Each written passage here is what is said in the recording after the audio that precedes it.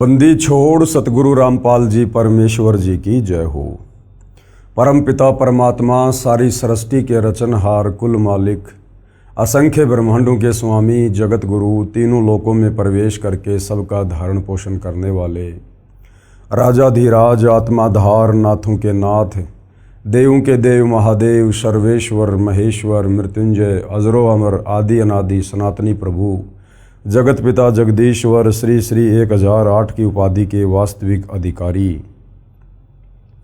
अकाल मूरत शब्द स्वरूपी राम वासुदेव सर्वगतम ब्रह्म परम पूज्य प्रथम पूज्य परम संत परम पुरुष परम धनी परम दयालु सत्य कबीर हक्का कबीर अल्लाहु अकबर बाखबर अल्लाह ताला जगत के तारणहार जगत के मुक्तिदाता जगत के जगन्नाथ हारे के सहारे हिंदुओं के राम मुसलमानों के अल्लाह सिखों के वाहिगुरु ईसाइयों के मसीह दया के सागर दयानिधि करुणा के सागर करुणानिधि स्वयंभू परिभू संकट मोचन कष्ट हरण मंगल करण दुख भंजन अविगत कबीर निर्विकार निर्विषम परमात्मा अलय अलेख सतगुरु आदि अनादि सतगुरु असली मर्यादा पुरुषोत्तम असली राम असली कृष्ण असली घनश्याम असली मुरारी राजाओं के राजा महाराजाओं के महाराजा शहंशाहों के शहंशाह सम्राटों के सम्राट भगवानों के भगवान अल्लाहों के अल्लाह प्रभुओं के प्रभु मसीहाओं के मसीह सच्चे वाहिगुरु बाबाओं के बाबा पीरों के पीर सेठों के सेठ जगत सेठ सावड़सा सेठ सर्वगुण संपन्न अनंत कोटि कलाओं के स्वामी अनंत कोटि ब्रह्मांडों के नायक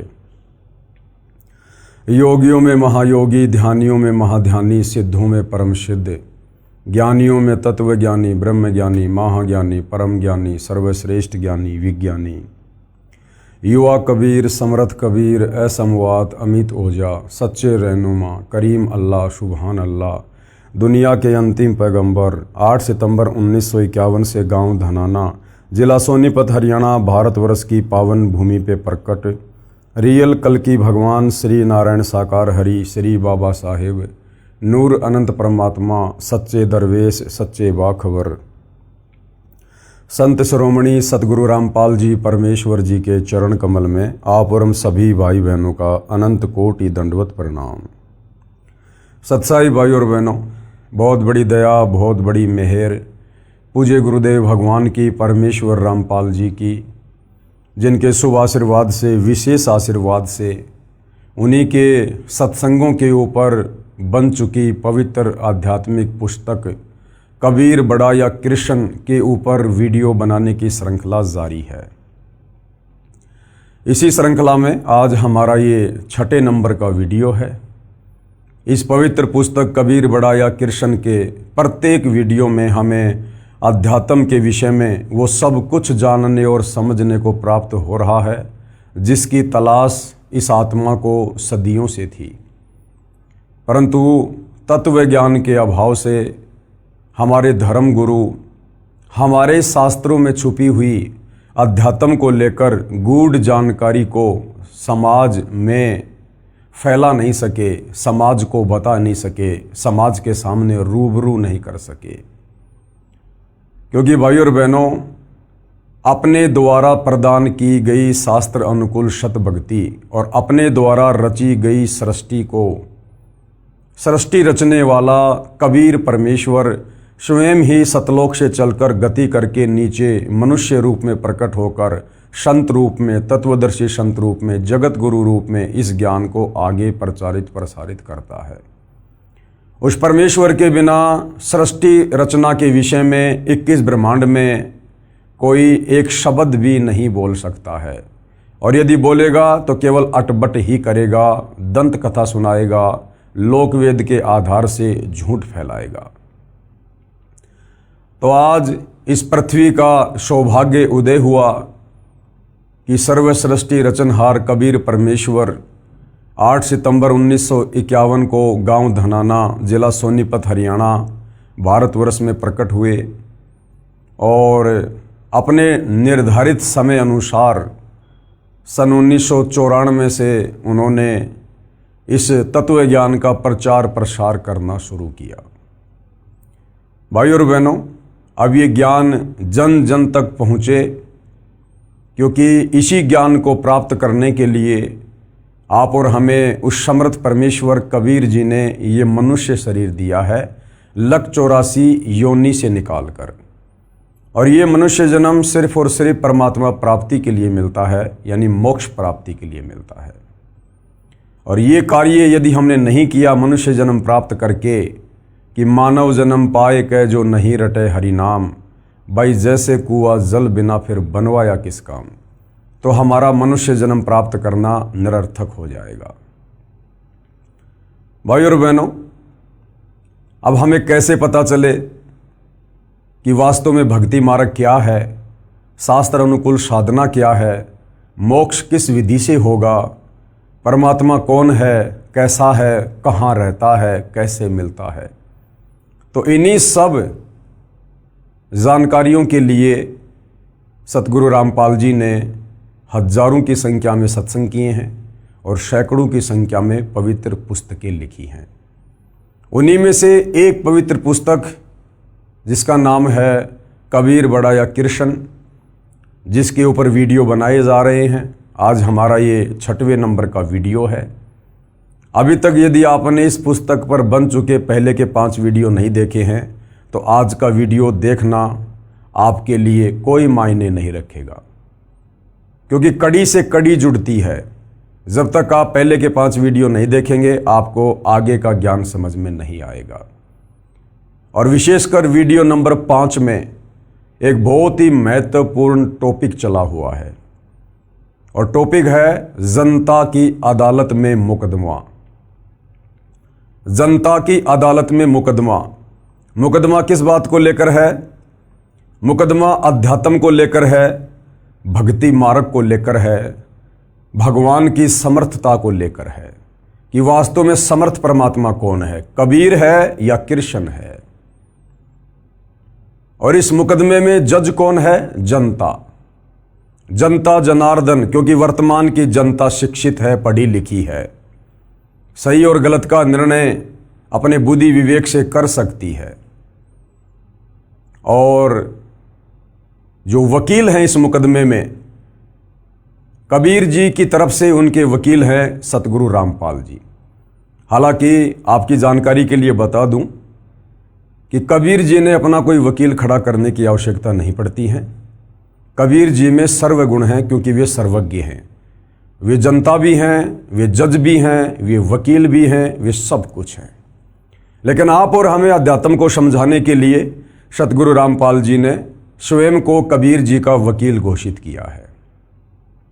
तो कबीर जी की तरफ से वकील हैं सतगुरु रामपाल जी, और श्री कृष्ण जी की तरफ से वकील हैं हिंदू धर्म के तमाम संत, महंत, मंडलेश्वर, आचार्य, शंकराचार्य, महामंडलेश्वर, मठाधीश।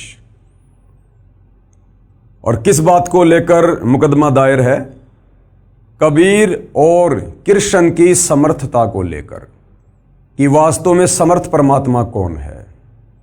कबीर जी के वकील सतगुरु रामपाल जी दावा करते हैं कि कबीर जी ही सर्व सृष्टि रचनहार हैं, सबके मालिक हैं।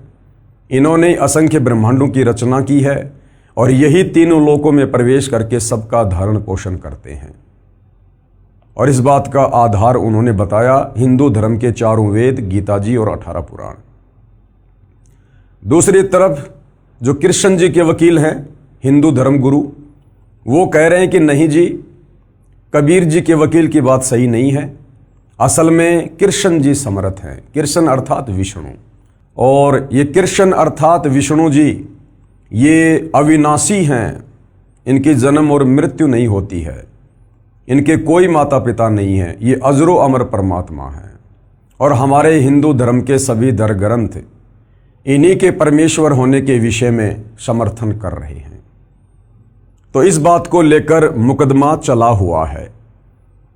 तो पिछले वीडियो नंबर 5 में इसी मुकदमे में कबीर परमेश्वर की तरफ से पैरवी करते हुए उनके वकील सतगुरु रामपाल जी ने हिंदू धर्म के ही सदग्रंथों को दिखाकर, श्रीमद् भगवत गीता को दिखाकर, श्री देवी पुराण को दिखाकर ये साबित कर दिया जनता के सामने अदालत में कि कृष्ण जी अविनाशी परमात्मा नहीं है।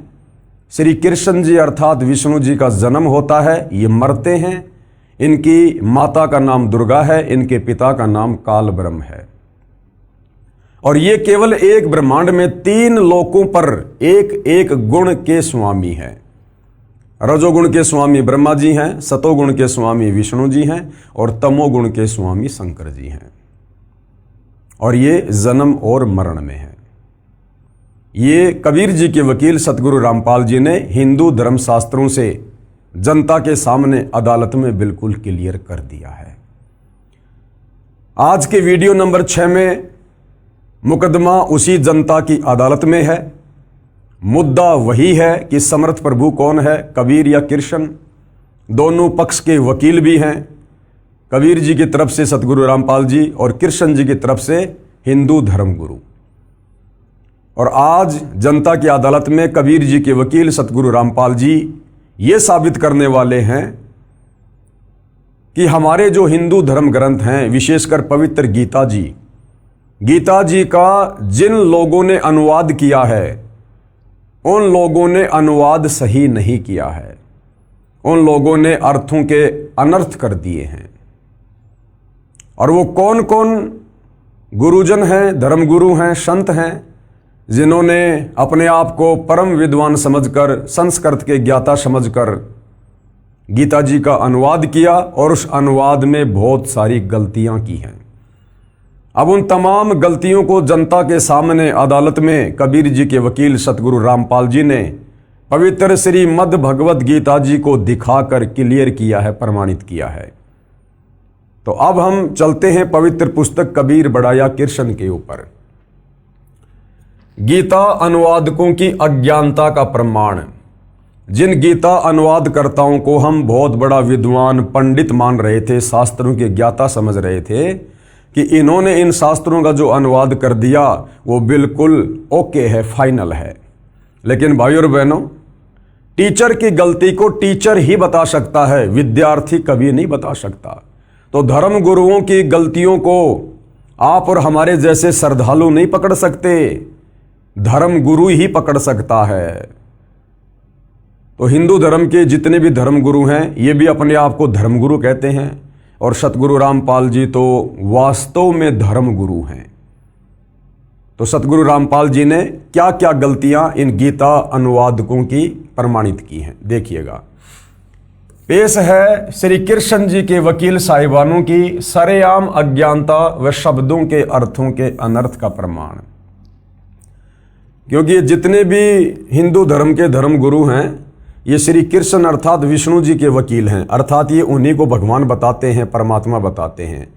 तो इन लोगों ने जो जो गलतियां की हैं शास्त्रों का अनुवाद करते समय, वो अब सार्वजनिक की जा रही हैं कबीर जी के वकील सतगुरु रामपाल जी के द्वारा। देखिएगा, गीता अध्याय 18 श्लोक 66। गीता जी अध्याय 18 श्लोक 66 है। और इसके अंदर एक शब्द आता है व्रज। श्लोक है,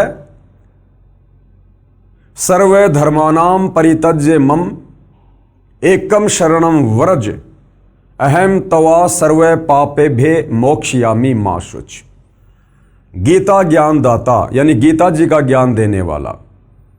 हिंदू धर्म के श्रद्धालु अज्ञानता में श्री कृष्ण जी को गीता जी का ज्ञान दाता समझ रहे हैं, जबकि वास्तव में गीता का ज्ञान देने वाला प्रभु श्री कृष्ण नहीं, बल्कि श्री कृष्ण जी के शरीर में प्रवेश करके इनके पिता काल ब्रह्म ने गीता जी का ज्ञान दिया। और गीता अध्याय 18 श्लोक 66 में गीता ज्ञान दाता श्री अर्जुन को क्या कह रहा है कि अर्जुन सर्व धर्मानाम परित्यज्य माम, कि मेरे स्तर की जितनी भी भक्ति पूजा है वो तू मुझे समर्पित कर दे। और एकम शरणम व्रज, और जो मैंने तुझे वो एक परमात्मा बताया है, सर्वश्रेष्ठ परमात्मा बताया है, पुरुषोत्तम बताया है। एकम यानी अद्वितीय, जिसके बराबर और कोई दूसरा ना हो। एकम शरणम व्रज, उस एक अद्वितीय परमात्मा की शरण में चला जा अगर तुझे मोक्ष चाहिए तो। सर्वे धर्मानाम परित्यज्य माम एकम शरणम व्रज अहम तवा सर्वे पापे भी मोक्षयामी मां शुच। मैं तुझे सभी प्रकार के कर्म बंधनों से मुक्त कर दूंगा, तू चिंता मत कर।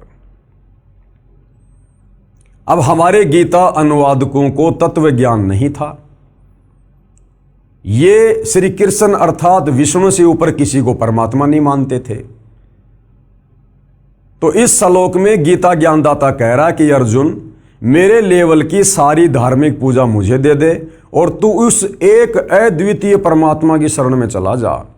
तो गीता अनुवादकों ने सोचा कि भाई जब श्री कृष्ण अर्थात विष्णु से ऊपर कोई भगवान ही नहीं है, तो गीता ज्ञान देते समय श्री कृष्ण अर्थात विष्णु जी अपने से अन्य किसी और परमात्मा की शरण में जाने के लिए अर्जुन को क्यों कह रहे हैं? वो और परमात्मा कौन है जो श्री कृष्ण अर्थात विष्णु जी से भी समर्थ है? तो ये बात हमारे गीता अनुवादकों को समझ में नहीं आई। तो इन्होंने घुमा फिरा के इस श्लोक का उल्टा अर्थ कर दिया। वर्ज का मतलब है जा, चला जा, जाना, और इन्होंने तत्व ज्ञान के अभाव में वर्ज का अर्थ कर दिया आजा, आना। कि भाई श्री कृष्ण जी अपने लिए कह रहे हैं कि मेरी शरण में आ जा, जबकि इन्होंने इतना विचार नहीं किया कि अर्जुन श्री कृष्ण जी का जीजा था, क्योंकि श्री कृष्ण जी की बहन सुभद्रा अर्जुन की पत्नी थी और पांचों पांडव श्री कृष्ण जी के शिष्य थे, यानी श्री कृष्ण जी की शरण में थे। तो विचार करना चाहिए, अर्जुन तो पहले से ही श्री कृष्ण जी की शरण में था, फिर भला श्री कृष्ण जी ये क्यों कहेंगे कि मेरी शरण में आ जा, जबकि वो तो पहले से ही उसका शिष्य था। वो गीता ज्ञानदाता कह रहा है कि अर्जुन उस एकमात्र सर्वश्रेष्ठ परमात्मा की शरण में जा, जिसके विषय में मैंने तेरे को पहले गीता ज्ञान देते समय अध्याय 2 श्लोक नंबर 17 में कहा है कि उस अविनाशी को मारने में कोई भी सक्षम नहीं है। वो सर्वश्रेष्ठ परमात्मा है, जिसके विषय में गीता ज्ञानदाता ने अध्याय 15 श्लोक नंबर 17 में कहा कि उत्तम पुरुष तु अन्य परमात्मा इति उदारते ये लोग तरम अवश्य विवर्ति अव ईश्वरे। कि वास्तव में गीता अध्याय 15 श्लोक 16 में वर्णित दो भगवान क्षर पुरुष और अक्षर पुरुष, इन दोनों से सर्वश्रेष्ठ परमात्मा तो कोई अन्य ही है, जो तीनों लोकों में प्रवेश करके सबका धारण पोषण करता है। और गीता अध्याय 8 श्लोक 3 में उसका नाम बताया कि वो परम अक्षर ब्रह्म है। तो गीता अध्याय 18 श्लोक 66 में गीता ज्ञान देने वाला अर्जुन को उस परम अक्षर ब्रह्म की शरण में जाने की सलाह दे रहा है कि जब तक तू उसकी शरण में नहीं जाएगा, तेरा जन्म और मरण समाप्त नहीं होगा, तू परम शांति को प्राप्त नहीं होगा, शाश्वत स्थान सतलोक को प्राप्त नहीं होगा। तो गीता ज्ञानदाता अपनी जगह पर बिल्कुल सही है और अर्जुन को बिल्कुल सही सलाह दे रहा है कि अर्जुन, तू मेरे लेवल की जितनी भी पूजा है, पाठ है, धार्मिक अनुष्ठान है, ये सब तू मुझे दे दे। यानी मेरे ओम नाम की कमाई का फल, धार्मिक जो तूने यज्ञ की है उनका फल, वो तू मुझे दे दे, मुझे संकल्प कर दे। सर्व धर्मानान परित्यज्य माम, और एकम शरणम व्रज, और उस एक परमेश्वर की शरण में जा, जिसके विषय में मैंने तेरे को अध्याय 8 श्लोक 3 में कहा था कि वो परम अक्षर ब्रह्म है। अहम तवा सर्व पापे भी मोक्षयामी मा शुच। मैं तुझे हर प्रकार के कर्म बंधनों से, पाप कर्मों से मुक्त कर दूंगा, तू चिंता मत कर। लेकिन गीता अनुवादकों की नासमझी के चलते आज तक बेचारा हिंदू समाज भी नहीं समझ पाया कि वास्तव में एक सर्वश्रेष्ठ परमात्मा क्यों है, क्योंकि हमारे गीता अनुवादकों ने तत्व ज्ञान के अभाव में घुमा फिरा के वर्ज शब्द के अर्थ का अनर्थ करके, उल्टा अर्थ करके, जाना को आना लिखकर और श्री कृष्ण जी के सर पे टोपी पहना दी। तो अब सतगुरु रामपाल जी जनता की अदालत में श्री कृष्ण जी के वकीलों के सामने कबीर परमेश्वर के वकील की भूमिका में और सबको प्रमाणित करके दिखा रहे हैं कि हमारे गीता अनुवादकों ने किस प्रकार से गफलत की है, गलती की है शास्त्रों का अनुवाद करते समय। पेश है श्री कृष्ण जी के वकील साहिबानों की सरेआम अज्ञानता व शब्दों के अर्थों के अनर्थ का प्रमाण। तो ये देखिए गीता अध्याय 18 श्लोक 66 जो अभी आपको बताया गया है। गीता जी के सब अनुवादकों ने गीता अध्याय 18 श्लोक 66 का अनुवाद गलत किया है। इस श्लोक 66 के मूल पाठ में व्रज शब्द है। क्या शब्द है? व्रज। सर्व धर्मान परित्यज्य माम एकम शरणम व्रज, जिसका अर्थ आना किया है, जबकि व्रज का अर्थ होता है जाना, जो कि गलत है। व्रज का अर्थ जाना, चले जाना, प्रस्थान करना, एक स्थान से दूसरे स्थान पर जाना होता है। अब आपको दिखाया जाएगा यहां पर प्रमाण के लिए कि किन किन गीता अनुवादकों ने, किन किन धर्मगुरुओं ने उल्टा अनुवाद किया है व्रज शब्द का। प्रमाण के लिए पेश है फोटोकॉपी संस्कृत हिंदी कोश, जिसके संग्रहकर्ता हैं वामन शिवराम आपटे, और इन्होंने किस प्रकार से अनुवाद किया है व्रज शब्द का। ये संस्कृत हिंदी शब्दकोश है। ये लेखक हैं वामन शिवराज आपटे, चौखंबा विद्या भवन वाराणसी, यहाँ से ये प्रकाशित है। ये देखिएगा, ये व्रज शब्द है, व्रज। और हिंदी संस्कृत शब्दकोश में व्रज का क्या अर्थ है आपकी आंखों के सामने है। व्रज का अर्थ है जाना। व्रज यानी जाना, चलना, प्रगति करना, पधारना, पहुंचना, दर्शन करना, विदा होना, सेवा से निवृत्त होना, पीछे हटना, ये व्रज का अर्थ है जाना, चलना। ये संस्कृत हिंदी शब्द कोश में साफ साफ लिखा हुआ है। ठीक है जी। देखिएगा, शब्द कोश से स्पष्ट हुआ कि व्रज माने जाना है। अन्य प्रमाण देखिएगा, एस्कॉन के संस्थापक श्री प्रभुपाद जी महाराज द्वारा अनुवादित श्रीमद् भगवद गीता के अध्याय 18 श्लोक 66 के अनुवाद से पहले शब्दों के अर्थ लिखे हैं। उनमें तो व्रज माने जाना लिखा है। यानी जो श्री प्रभुपाद जी हैं एस्कॉन के संस्थापक, उन्होंने गीता का अनुवाद करते समय शब्दकोश में तो व्रज का अर्थ लिखा है जाना, लेकिन उस श्लोक का अर्थ करते समय व्रज का अर्थ कर दिया आना। परंतु जहां श्लोक 66 का अनुवाद किया है उसमें आना किया है। ये देखिएगा, ये श्री प्रभुपाद की गलती, ये एस्कॉन के संस्थापक हैं। प्रमाण के लिए पेश है फोटोकॉपी गीता अध्याय 18 श्लोक 66 की, जिसके अनुवादक हैं श्री प्रभुपाद जी तथा भक्ति वेदांत बुक ट्रस्ट द्वारा प्रकाशित। ये देखिएगा, ये इनके द्वारा अनुवाद की गई गीता है। गीतोपनिषद श्रीमद् भगवत गीता यथारूप, ये देखिएगा आप जियों के सामने है। और इसके शब्द कोश में क्या अर्थ किया है, ये वो श्लोक है भाइयों और बहनों। अध्याय गीता अध्याय 18 श्लोक नंबर 66, सर्व धर्मानाम परित्यज्य माम एकम शरणम व्रज, ये वर्ज शब्द है। अहम तवा सर्व पापेभ्यो मोक्षयामी मा शुच। अब देखिएगा क्या क्या लिखा है इन्होंने।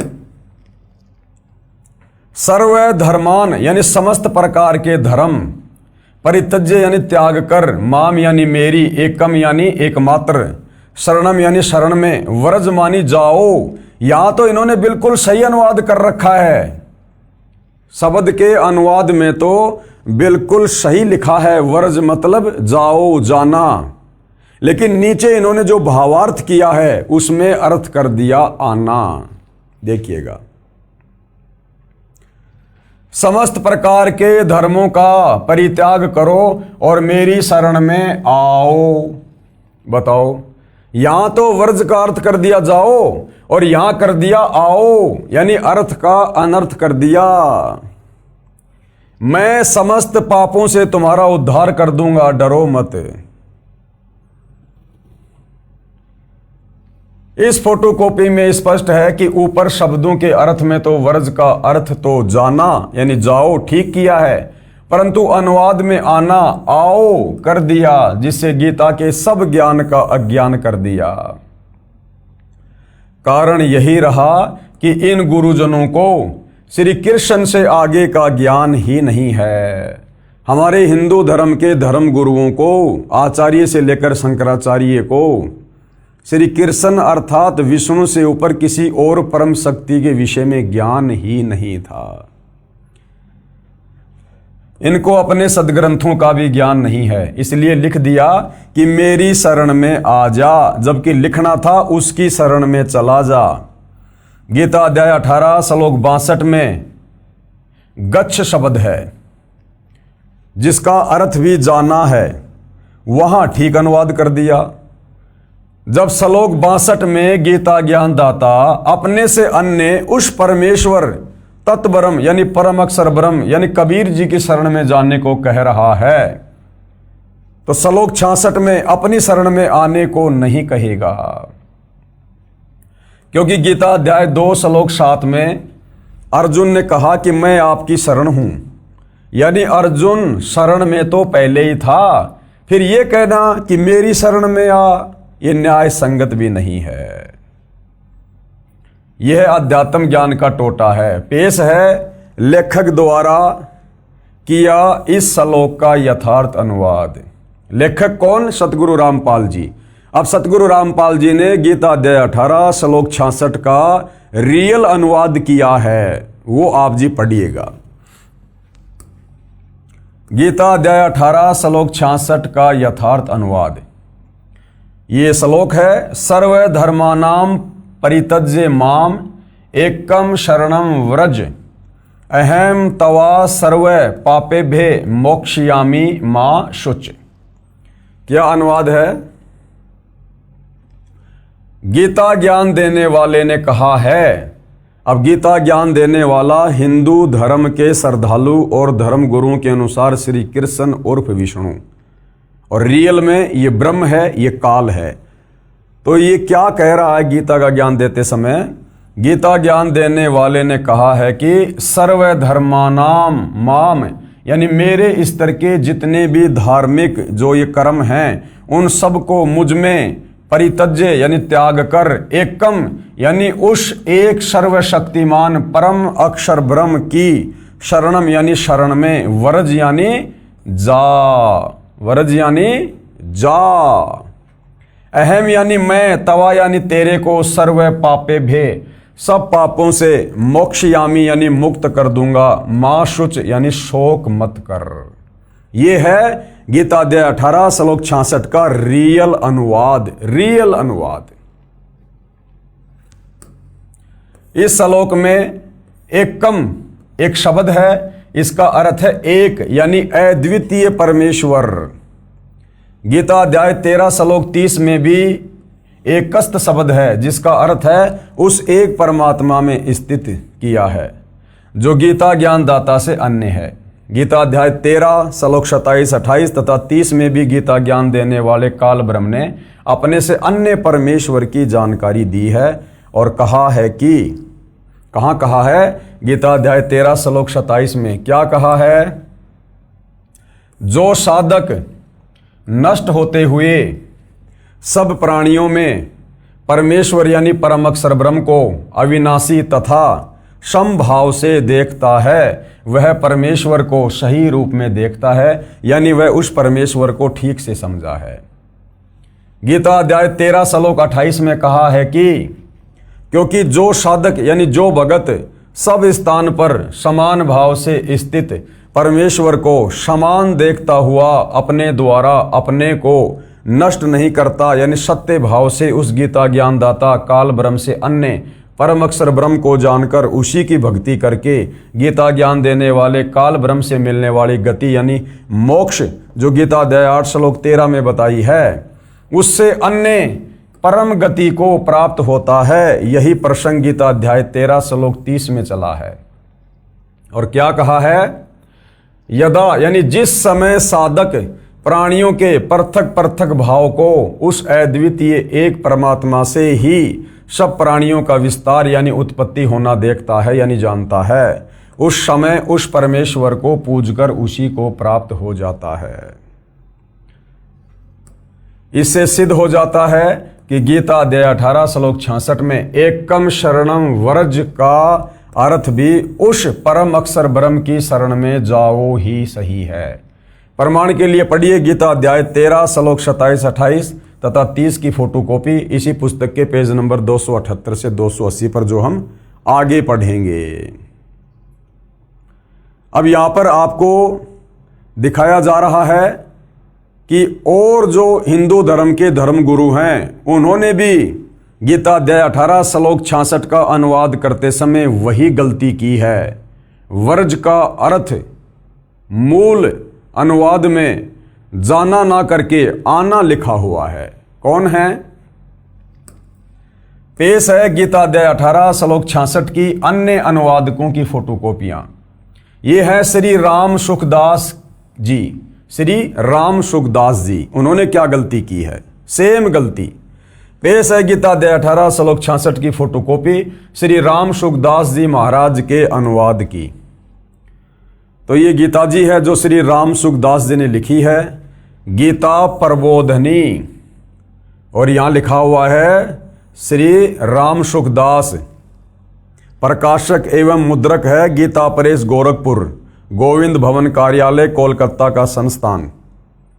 और क्या लिखा है? ये श्लोक है गीता अध्याय 18 श्लोक 66 कि सर्व धर्मानाम परित्यज्य माम एकम शरणम व्रज।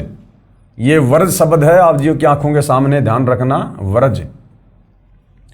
अहम तवा सर्व पापेभ्यो मोक्षयामी माशुच। और क्या अनुवाद किया इन्होंने? संपूर्ण धर्मों का आश्रय छोड़कर तू केवल मेरी शरण में आ जा। ये देखो जी, वर्ज का अर्थ होता है जाना, इन्होंने कर दिया आजा। मैं तुझे संपूर्ण पापों से मुक्त कर दूंगा, चिंता मत कर। सब ने एक सुर में अनुवाद किया है, एक सुर में, तत्व ज्ञान के अभाव में। आगे देखिए श्री ज्ञानानंद जी महाराज की गलती। श्री ज्ञानानंद जी महाराज की गलती। पेश है गीता अध्याय 18 श्लोक 66 की फोटोकॉपी श्री ज्ञानानंद जी महाराज के अनुवाद की। ये देखिएगा, इनके द्वारा लिखी गई गीता है। श्री कृष्ण कृपया श्रीमद् भगवद गीता पदानुवाद सहित गीता ज्ञान सुधा सप्तम संस्करण 10,000 प्रतियां निमित्त मात्र गीता मनीषी और श्री ज्ञानानंद जी महाराज अपने आप को गीता के मनीषी यानी बहुत बड़े विद्वान कह रहे हैं। गीता अध्याय 18 श्लोक 66 सर्वधर्मानाम परित्यज्य माम एकम शरणम व्रज। ये व्रज शब्द है। अहम तवा सर्व पापेभ्यो मोक्षयामी माशुच। क्या अनुवाद किया है? सेम गलती। संपूर्ण धर्मों का आश्रय छोड़कर तू केवल मेरी शरण में आ जा। वर्ज का अर्थ होता है जाना, यानी चला जा। और इन्होंने क्या किया है? आ जा, मैं तुझे संपूर्ण पापों से मुक्त कर दूंगा, तू शोक मत कर।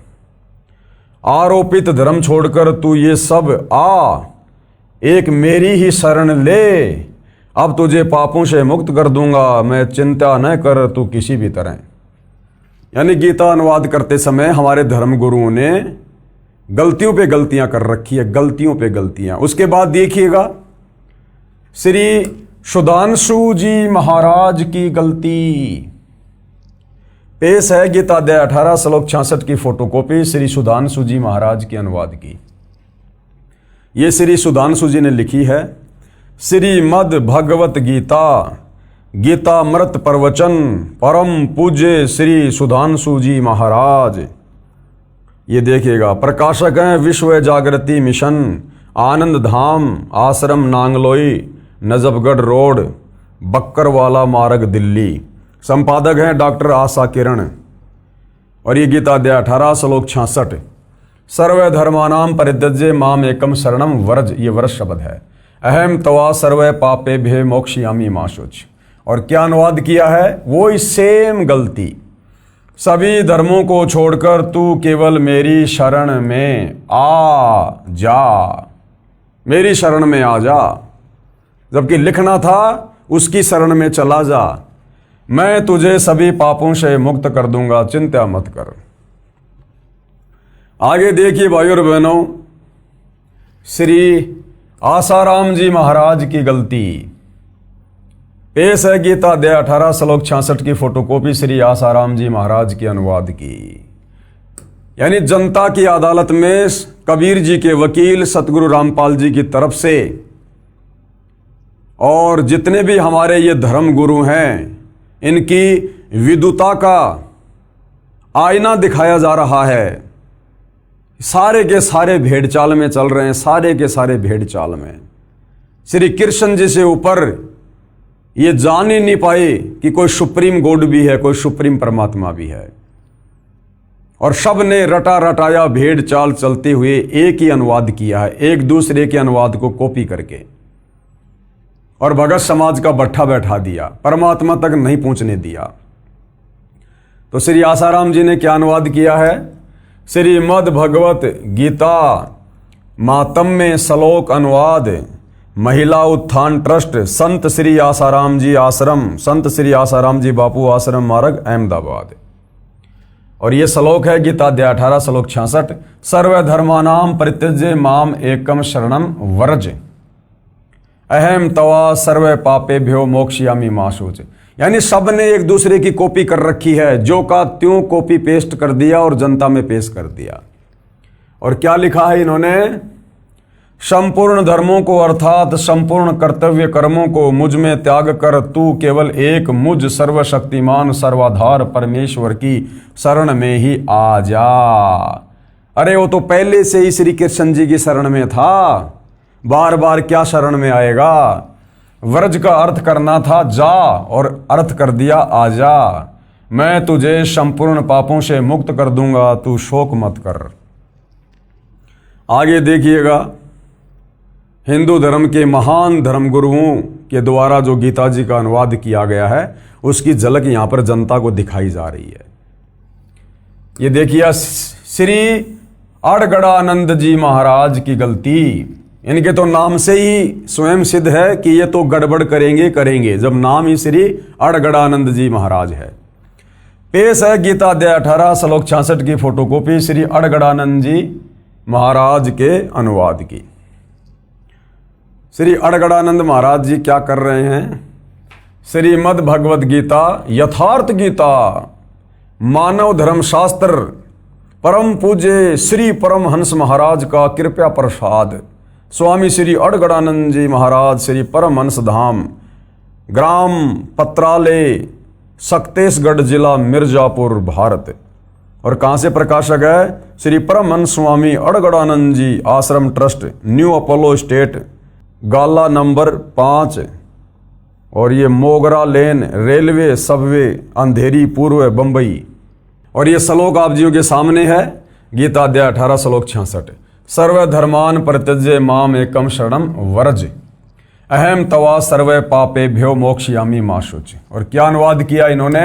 वही अनुवाद, संपूर्ण धर्मों को त्याग कर, अर्थात मैं ब्राह्मण श्रेणी का करता हूं या शूद्र श्रेणी का क्षत्रिय हूं अर्थात वैश्य, इसके विचार को त्याग कर केवल एक मेरी अनन्य शरण को प्राप्त हो, यानी मेरी शरण में आ जा, मेरी शरण को प्राप्त कर ले, मैं तुझे संपूर्ण पापों से मुक्त कर दूंगा, तू शोक मत कर। इसने और ही अड़ंगा अड़ा दिया बीच में अड़गड़ानंद जी ने, मैं ब्राह्मण हूं अर्थात शूद्र हूं अर्थात क्षत्रिय हूं अर्थात वैश्य हूं, फालतू की बातें। आगे देखिए, हंसादेश पंथ वालों की गलती। हंसादेश में दो भाई हैं, श्री सतपाल जी महाराज और श्री प्रेम रावर्त उर्फ बाल योगेश्वर जी। इन्होंने भी वही गलती की, वही भेड़ चाल। ये देखिएगा, हंसादेश पंथ वालों की गलती।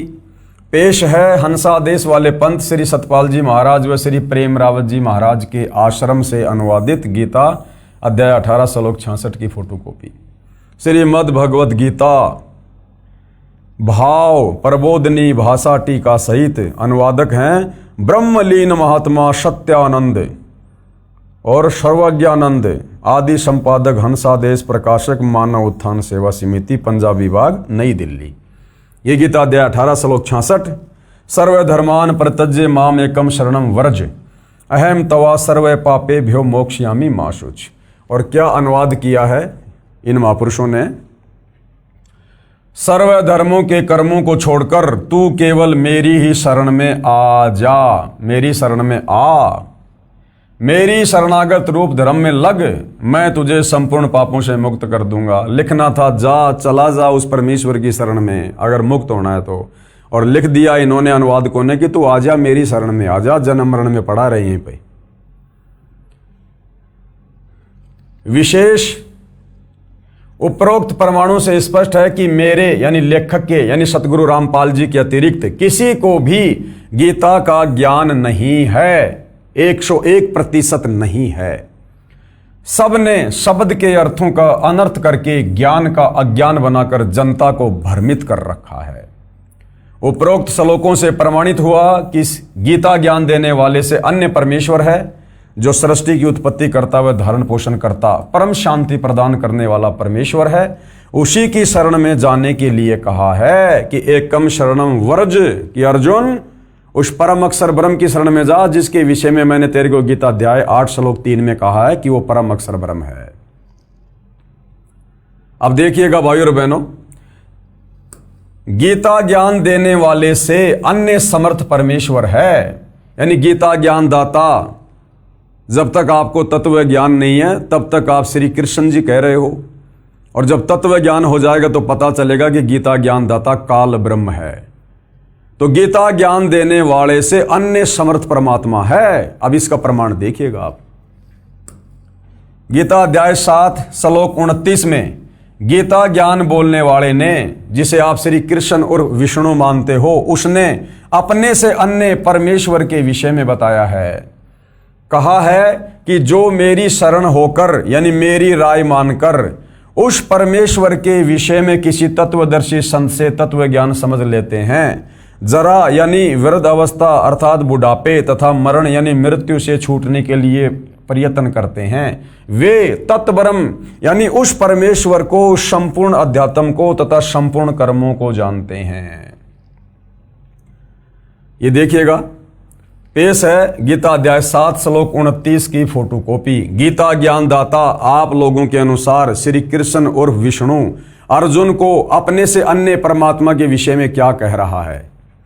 ये देखिए, जरा मरण मोक्षाय माम आश्रिते यतन्ति ये ते ब्रह्म तत्व विदु कृत्स्नम अध्यात्म करम च अखिलम। क्या अनुवाद किया है आप जियों के सामने है। जो मेरे शरण होकर यानी जो मेरी राय मानकर, जो मैं गीता जी में बता रहा हूं उस परमेश्वर के विषय में, जो मेरे शरण होकर जरा और मरण से छूटने के लिए, क्योंकि काल के लोक में सबसे बड़ा कष्ट है बुढ़ापा और मृत्यु। जरा यानी बुढ़ापा और मरण यानी मृत्यु से छूटने के लिए यानी मोक्ष प्राप्त करने के लिए जो भगत यत्न करते हैं, वे पुरुष उस ब्रह्म को अपने से अन्य किसी और ब्रह्म के विषय में कह रहा है गीता ज्ञानदाता, कि वे उस ब्रह्म यानी भगवान को, संपूर्ण अध्यात्म को तथा संपूर्ण कर्मों को जानते हैं।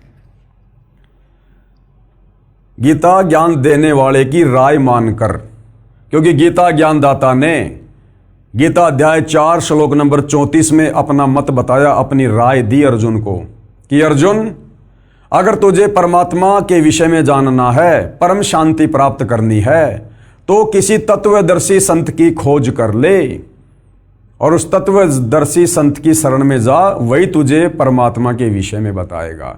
तो यहाँ गीता अध्याय 7 श्लोक 29 में गीता ज्ञानदाता कह रहा है कि जो मेरी बात मानकर, मेरी राय मानकर, जो मैंने गीता ज्ञान देते समय कही है, और जो उस तत्व ब्रह्म की खोज में चले जाते हैं, उसकी शरण में चले जाते हैं, वो मुक्त हो जाते हैं, वो सब कर्मों को जानते हैं। फिर वो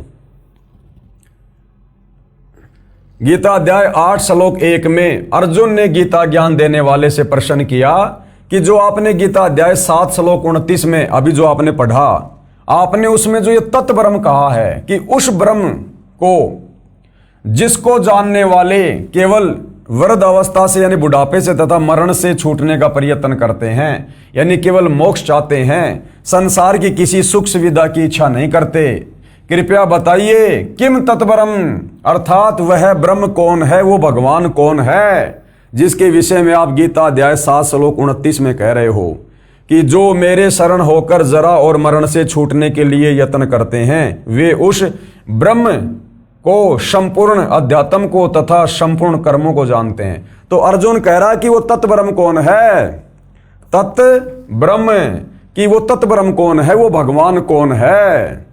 अध्याय 8 श्लोक 1 में फिर अर्जुन ने पूछा, क्योंकि गीता अध्याय 7 श्लोक नंबर 29 में इतने श्लोक हैं, उसके बाद में गीता अध्याय 8 शुरू हो जाता है। तो गीता अध्याय 8 श्लोक 1 में अर्जुन ने कहा कि आपने अध्याय 7 श्लोक 29 में जिस भगवान के विषय में बताया है, जिस तत्ब्रह्म के विषय में जानकारी दी है, वो तत्ब्रह्म कौन है, वो भगवान कौन है। तो गीता अध्याय 8 श्लोक 1 में गीता ज्ञानदाता क्या कह रहा है कि वो तत्ब्रह्म कौन है, मेरे से अन्य परमात्मा कौन है। प्रमाण के लिए पेश है गीता अध्याय 8 श्लोक 1 तथा 3 की फोटोकॉपी। गीता अध्याय 8 श्लोक 1 की फोटोकॉपी, ये श्लोक आप जियों के सामने है। किम तत्ब्रह्म, अर्जुन कह रहा है कि वो कौन भगवान है। किम अध्यात्म, किम करम पुरुषोत्तम, अधिभूतम च किम प्रोक्तम, अधिदैवम किम उच्यते। क्या कहा है, हे पुरुषोत्तम। अर्जुन गीता ज्ञान देने वाले को पुरुषोत्तम कह रहा है, क्योंकि बेचारे अर्जुन को भी तत्व ज्ञान नहीं, वो भी श्री कृष्ण जी से ऊपर, विष्णु से ऊपर किसी को भगवान नहीं मानता। तो कह रहा है कि हे पुरुषोत्तम, वह ब्रह्म क्या है। अगर गीता ज्ञान देने वाला ही पुरुषोत्तम होता, पुरुषोत्तम का मतलब होता है सर्वश्रेष्ठ परमात्मा, तो भला फिर अपने से अन्य किसी और भगवान की जानकारी क्यों दे रहा है, अपने से अन्य किसी और परमात्मा की शरण में जाने की सलाह अर्जुन को क्यों दे रहा है, अगर ये खुद ही गीता ज्ञान देने वाला पुरुषोत्तम होता तो ये तो अर्जुन कह रहा है। अब अर्जुन जो मर्जी कह सकता है। तो अर्जुन कह रहा कि हे पुरुषोत्तम, यानी हे गीता का ज्ञान देने वाले भगवान, वह ब्रह्म यानी भगवान क्या है, अध्यात्म क्या है, कर्म क्या है, अधिभूत नाम से क्या कहा गया है, और अधिदैव किसको कहते हैं। तो कह रहा कि वो ब्रह्म कौन है, वो भगवान कौन है, जिसके विषय में आप कह रहे हो। तो इसका जवाब गीता ज्ञानदाता ने गीता अध्याय 8 श्लोक नंबर 3 में दिया है।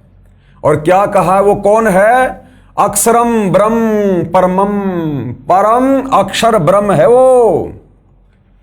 स्वभाव अध्यात्म उच्चते, भूत भावोद्कर विसर्ग कर्म सज्ञिते। इस प्रकार अर्जुन के प्रश्न करने पर श्री भगवान बोले, अर्जुन कौन है वो, परम अक्षर ब्रह्म है, जिसकी शरण में जाने के लिए मैं तुझे सलाह दे रहा हूं अर्जुन। वो कौन है, वो परम अक्षर ब्रह्म है, वो कबीर देव है, सारी सृष्टि का मालिक है। परम अक्षर ब्रह्म है, अपना स्वरूप अर्थात जीवात्मा अर्थात नाम से कहा जाता है, तथा भूतों के भाव को उत्पन्न करने वाला जो त्याग है वह कर्म नाम से कहा गया है। तो गीता ज्ञानदाता अपने से अन्य उस परम अक्षर ब्रह्म की शरण में जाने को कह रहा है। इसलिए गीता अध्याय 18 श्लोक 66 में जो वर्ज का जो अर्थ बनता है वो होता है जाना। जब इतने सारे श्लोकों में अपने से अन्य किसी और भगवान की शरण में जाने को कह रहा है, तो अध्याय 18 श्लोक 66 में अपनी शरण में आने को क्यों कहेगा। ये तो कॉमन सेंस की बात है। लेकिन हमारे नादान धर्म गुरु तत्व ज्ञान के अभाव में श्री कृष्ण अर्थात विष्णु से ऊपर किसी और को परमात्मा नहीं मानते थे। अन्य प्रमाण गीता ज्ञानदाता से अन्य परमेश्वर का, इसी गीता अध्याय 8 के श्लोक 5 तथा 7 में तो गीता ज्ञानदाता ने अपनी पूजा करने को कहा है। ध्यान देना, गीता अध्याय 8 श्लोक 5 और 7 में तो गीता ज्ञान देने वाले श्री कृष्ण और विष्णु ने यानी ब्रह्म ने अपनी भक्ति पूजा साधना करने के लिए कहा है। गीता अध्याय 8 के श्लोक 5 तथा 7 में गीता ज्ञानदाता ने अपनी पूजा करने को कहा है कि हे अर्जुन, यदि तू मेरी भक्ति करेगा तो निसंदेह मेरे को ही प्राप्त होगा। बिल्कुल सही बात है। इसलिए युद्ध भी कर और मेरा सुमरण भी कर, मुझे ही प्राप्त होगा। फिर इसी गीता अध्याय 8 के श्लोक नंबर 8, 9 तथा 10 में अपने से अन्य उस तत्व ब्रह्म की शरण में जाने के लिए कह रहा है। अध्याय 8 के श्लोक नंबर 8, 9 तथा 10 में अपने से अन्य तत्व ब्रह्म यानी परम अक्षर ब्रह्म, परम दिव्य पुरुष यानी परमेश्वर के विषय में बताया है और कहा है कि जो साधक यानी जो भगत उस परमेश्वर अर्थात परम अक्षर ब्रह्म की भक्ति करता है तो उसी को प्राप्त होता है। तो गीता अध्याय 18 श्लोक 66 में गीता ज्ञानदाता ये कहकर कि सर्वधर्मान परित्यज्य माम और एकम शरणम वर्ज, वो जिस अद्वितीय परमात्मा की शरण में जाने को कह रहा है वो परम अक्षर ब्रह्म है, कबीर देव है। पेश है गीता अध्याय 8 के श्लोक 5 व 7 की फोटोकॉपी, जिसमें गीता ज्ञान देने वाले ने अपनी भक्ति करने के लिए कहा है। गीता अध्याय 8 श्लोक 5 की फोटोकॉपी आप जियों के सामने है, देख सकते हैं। ये लिखा हुआ है, अंत काले च माम एवं शरणम मुक्त्वा कलेवरम ये प्रयाति स मध्यावम याति न अस्ति अत्र संशय। क्या अनुवाद किया है? जो पुरुष यानी जो व्यक्ति अंत काल में भी यानी मरते समय भी मुझको ही सुमरण करता हुआ शरीर को त्याग कर जाता है, यानी मेरा ओम नाम का जाप करता हुआ मरता है, वह मेरे साक्षात स्वरूप को प्राप्त होता है, इसमें कुछ भी संशय नहीं। यानी वो मेरे ब्रह्मलोक में आ जाता है, क्योंकि गीता ज्ञानदाता ब्रह्म जिसकी साधना का मंत्र ओम है और ये ब्रह्मलोक में रहता है। तो कह रहा है कि मेरा भगत मरते दम तक जो मेरे ओम नाम का जाप करता है वो मरने के बाद में मुझे प्राप्त होता है, यानी मेरे ब्रह्मलोक में आ जाता है। गीता अध्याय 8 श्लोक 7 की फोटोकॉपी देखिएगा। तस्मात् सर्वेषु कालेषु माम अनुसर युद्धे च मयि अपिर्त मनोबुद्धि माम एवं ऐसी असंशयम। क्या कह रहा है? इसलिए हे अर्जुन, तू सब समय में निरंतर मेरा सुमरण कर और युद्ध भी कर। इस प्रकार मुझ में अर्पण किए हुए मन बुद्धि युक्त होकर तू निसंदेह मुझको ही प्राप्त होगा। यानी मेरी भक्ति करेगा तो अर्जुन तू मेरे को प्राप्त होगा। और अब क्या कह रहा है? अब ये गीता ज्ञानदाता अपने से अन्य उस परम अक्षर ब्रह्म की शरण में जाने को कह रहा है, जिसकी शरण में जाने से ही परम शांति मिलेगी, मोक्ष होगा। गीता ज्ञानदाता से अन्य परमेश्वर। पेश है गीता अध्याय 8 के ही श्लोक नंबर 8, 9 तथा 10 की फोटोकॉपी, जिसमें गीता ज्ञानदाता ने अपने से अन्य परम दिव्य पुरुष यानी परमेश्वर यानी परम अक्षर ब्रह्म की भक्ति करने को कहा है। ये गीता अध्याय 8 के श्लोक 8 की फोटोकॉपी है। श्लोक आप जियों के सामने है। सामने आपको सीधा लिखा हुआ हिंदी अनुवाद पढ़ा देते हैं, देखिएगा। जहां गीता ज्ञानदाता अपने से अन्य उस परम अक्षर ब्रह्म की शरण में जाने को कह रहा है। हे पार्थ यानी हे अर्जुन, यह नियम है कि परमेश्वर के ध्यान के अभ्यास रूप योग से युक्त दूसरी ओर न जाने वाले चित्त से निरंतर चिंतन करता हुआ मनुष्य परम प्रकाश रूप दिव्य पुरुष को अर्थात परमेश्वर को ही प्राप्त होता है। यानी उस परम अक्षर ब्रह्म की भक्ति तत्वदर्शी संत से लेकर करने वाला अंत में उसी परम अक्षर ब्रह्म यानी परमेश्वर को प्राप्त होता है। यानी आपको यह दिखाया जा रहा है कि गीता ज्ञान देने वाला जिसको आप श्री कृष्ण मानते हैं वो फाइनल परमात्मा नहीं है, वो अपने से अन्य किसी और सर्वश्रेष्ठ परमेश्वर की शरण में जाने की सलाह दे रहा है। गीता अध्याय 8 के ही श्लोक 9 की फोटोकॉपी ये देखिएगा। यहां तो साफ साफ भाई और बहनों कबीर परमात्मा का नाम भी लिखा हुआ है। कवीम साफ साफ नाम लिखा हुआ है, क्योंकि चारों वेदों का सार है गीता जी, और वेदों में कबीर परमेश्वर का नाम है कबीर देव, जिनको कवि कहकर भी संबोधित किया गया है। तो गीता अध्याय 8 श्लोक 9 में साफ साफ उस कबीर परमेश्वर का नाम भी है। कवीम पुराणम अनुशासितारम अणो अणियांसम अनुशमेरेत ये सर्वस्य धातारम अचिंत्य रूपम आदित्य वर्णम तमस प्रस्तात। क्या लिखा है? जो पुरुष यानी जो परमात्मा सर्वज्ञ यानी सब कुछ जानने वाला। ये जो कवीम शब्द है, कोई ये ना सोचे कि ये तो किसी कवि के लिए लिखा हुआ है। ये गीता कोई मनोरंजन की पुस्तक नहीं है, कोई चुटकुले की पुस्तक नहीं है, ये कोई कवि सम्मेलन की पुस्तक नहीं है। और यहां पर जो कवि है इसका अर्थ कर दिया सर्वज्ञ। ये देखिएगा, ये लिखा हुआ है यहां पर कवीम, और यहां अर्थ कर दिया सर्वज्ञ, जबकि कवि का अर्थ सर्वज्ञ नहीं होता। कोई भी कवि सर्वज्ञ नहीं हो सकता। सर्वज्ञ यानी पूरी सृष्टि के विषय में जानने वाला। तो कवि का अर्थ यहां पर कबीर है, कबीर देव, क्योंकि कबीर परमात्मा ही वास्तव में कवि थे। वो श्लोकों के माध्यम से, चौपाइयों के माध्यम से, शब्दों के माध्यम से, बोल बोल कर, कविताओं के माध्यम से अपना ज्ञान प्रचार किया करते थे। जो पुरुष यानी परमात्मा सर्वज्ञ, यहां होना चाहिए था, जो पुरुष यानी परमात्मा कबीर देव, अनादि, सबके नियंता, सूक्ष्म से भी अति सूक्ष्म, सबके धारण पोषण करने वाले, अचिंत्य रूपम, सूर्य के समान सदृश्य यानी साकार दिखाई देने वाला, नित्य चेतन, प्रकाश रूप यानी उनके एक रोमकूप में करोड़ चंद्रमा, करोड़ सूरज मिला दो, इससे भी ज्यादा रोशनी है। और अविद्या यानी अज्ञान से अति परे, शुद्ध यानी निर्विकार, सच्चिदानंद घन ब्रह्म यानी परमात्मा परमेश्वर का सुमरण करता है।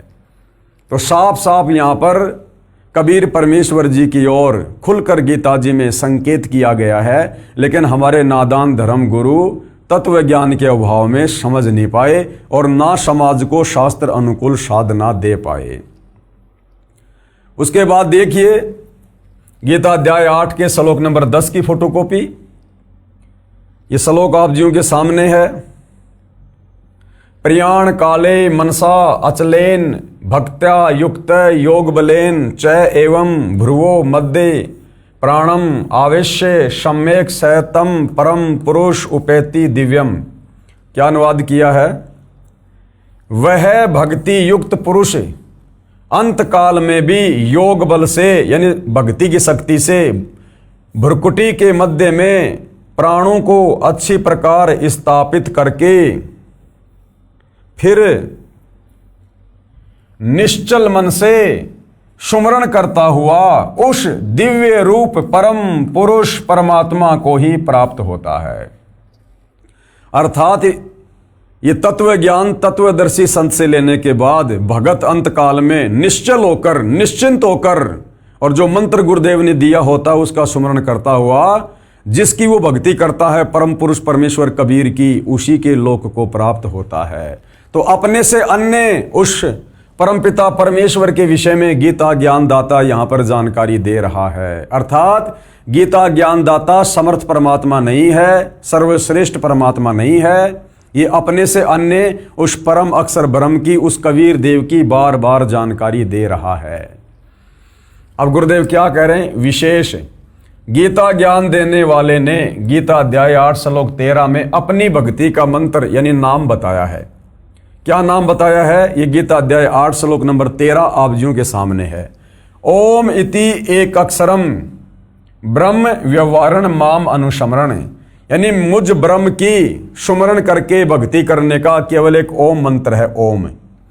ये प्रयाति तजन देहम, जो इसका जाप करता करता शरीर छोड़ता है, स याति परमाम गतिम, वो मेरी यानी ब्रह्म की परम गति को प्राप्त होता है। ब्रह्म कहाँ रहता है? ब्रह्मलोक में। क्या लिखा है? अर्थात माम यानी मुझ ब्रह्म का सुमरण करने का यह एक अक्षर ओम है। क्या है? ओम। जो साधक यानी भगत शरीर त्याग कर जाता है यानी अंतिम श्वास तक इसका सुमरण करता है, तो वह भगत ओम नाम के जाप से मिलने वाली परमाम गतिम यानी परम गति यानी ब्रह्मलोक को प्राप्त होता है। ये ब्रह्म कहाँ रहता है? ब्रह्मलोक में। और जो ओम नाम का जाप करता है वो अंत में शरीर छोड़ने के बाद इस ब्रह्म के ब्रह्मलोक में, यानी काल के ब्रह्मलोक में चला जाता है, और ब्रह्मलोक से फिर वापस आता है नीचे गधा कुत्ता सुअर बनने के लिए, नरक में जाने के लिए, लक 84 में जाने के लिए, क्योंकि गीता ज्ञानदाता की भक्ति से मुक्ति नहीं है। ओम नाम के जाप से साधक ब्रह्मलोक में जाता है, ये प्रमाण श्रीमद् देवी भागवत के 7वें स्कंद के 36वें अध्याय में है, जो कल की वीडियो में हमने देखा कि श्री देवी दुर्गा देवी पुराण में राजा हिमालय को ज्ञान देते समय बता रही है कि तू उस ओम नाम का जाप कर, और वो जो ब्रह्म है वो कहाँ रहता है? ब्रह्मलोक में। इस अध्याय की फोटोकॉपी इसी पुस्तक के पेज नंबर 45 पर लगी है, जो हम कल की वीडियो में देख चुके हैं। गीता अध्याय 8 के श्लोक 16 में कहा है, अब गीता ज्ञान दाता ये ब्रह्म गीता अध्याय 8 श्लोक 16 में क्या कह रहा है? मैं कहाँ रहता हूं कि ब्रह्मलोक में गए साधक का जन्म मरण का चक्कर सदा बना रहता है। ब्रह्मलोक में गए भगत भी पुनरावर्ती में है। पुनरावर्ती का मतलब है जहां जाने के बाद वापस लौट कर आना होता है। तो इस ब्रह्म की ओम नाम की भक्ति करने वाले भगत अंत में कहां जाएंगे? इसके ब्रह्मलोक में।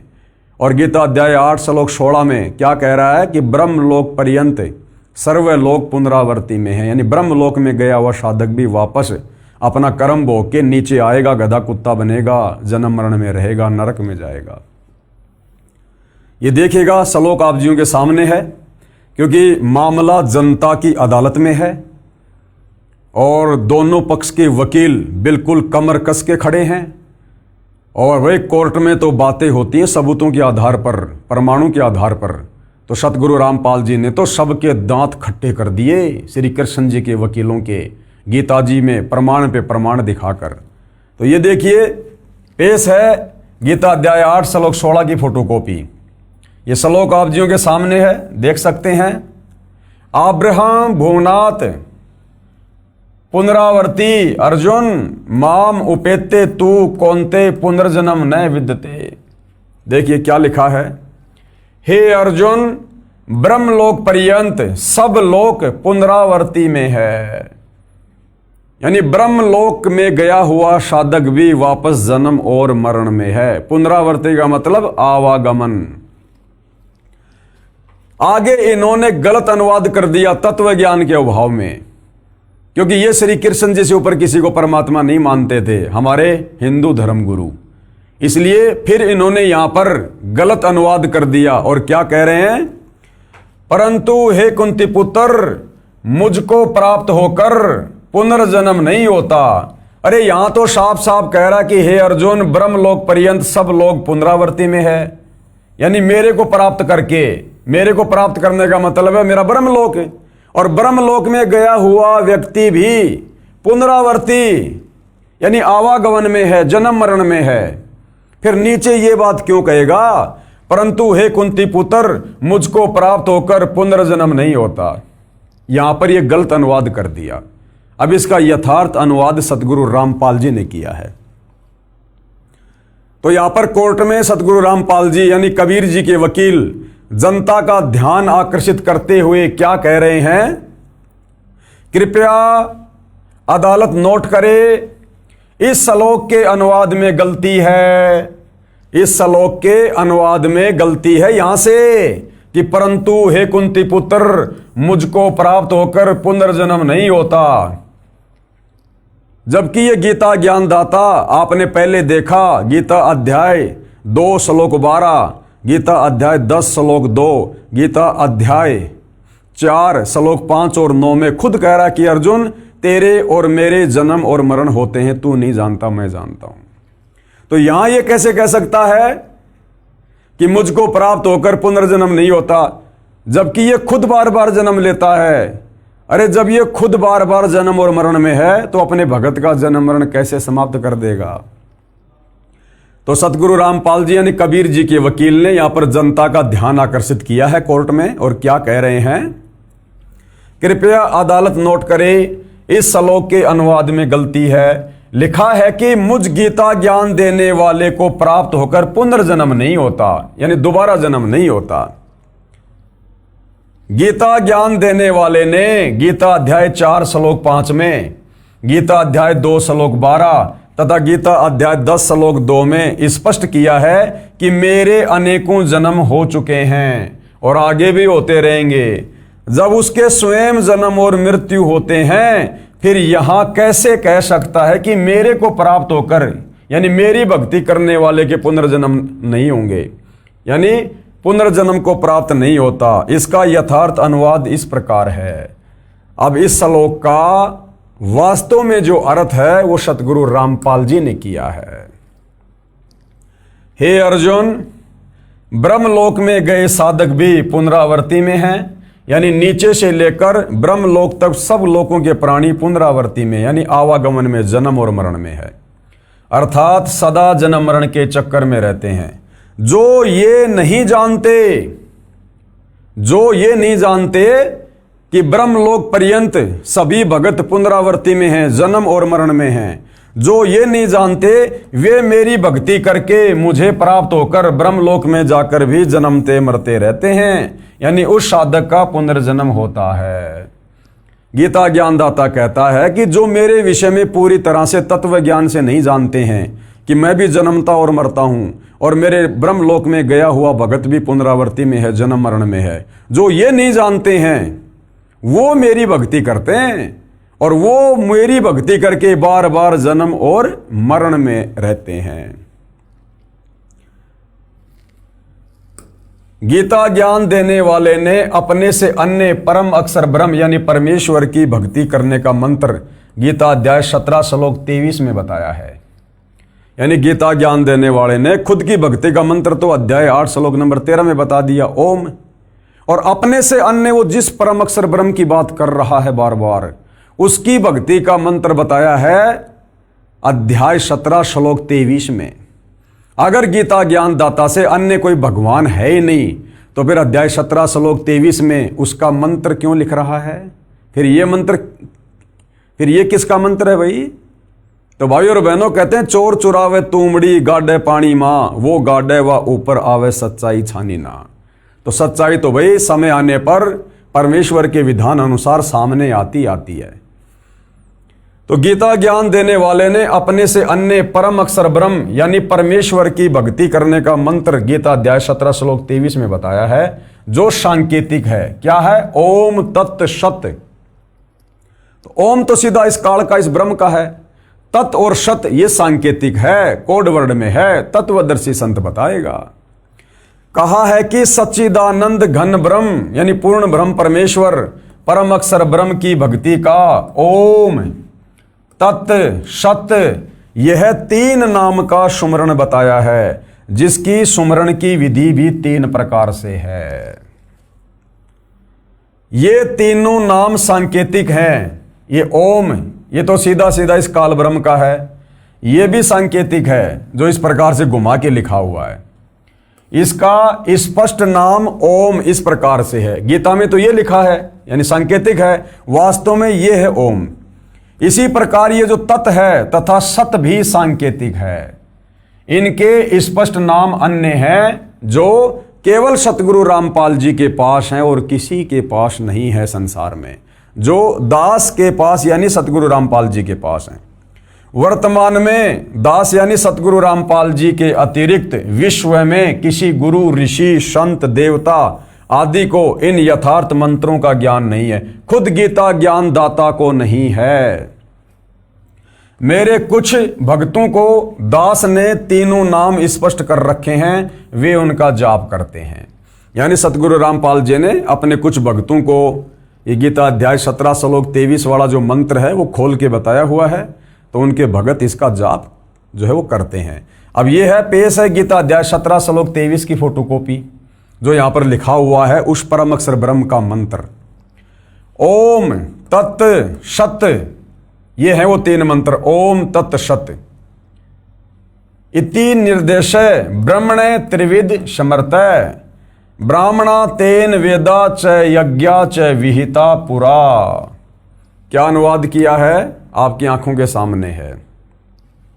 ओम तत् सत, ये देखिए ओम तत् सत।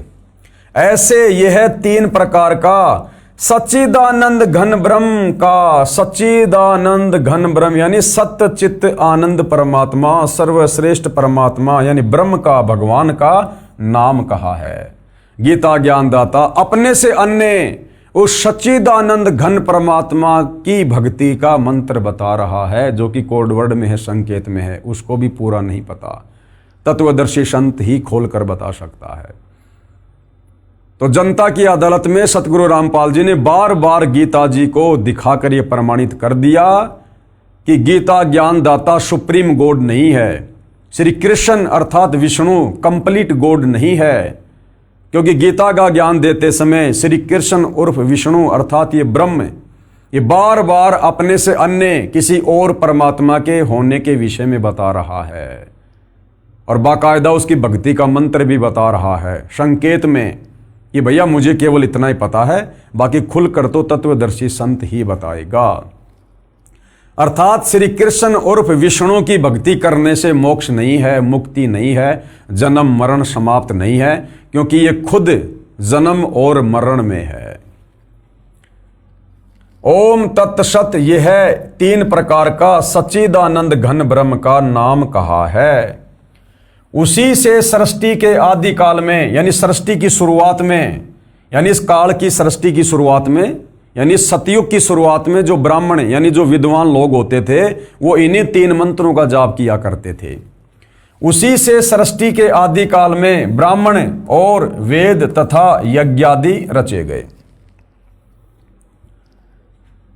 गीता ज्ञानदाता ने यानी हिंदुओं के अनुसार श्री कृष्ण उर्फ विष्णु ने गीता अध्याय 4 श्लोक 34 में कहा है कि मैं उस तत्व ब्रह्म यानी परम अक्षर ब्रह्म यानी परमेश्वर के विषय में संपूर्ण ज्ञान नहीं जानता।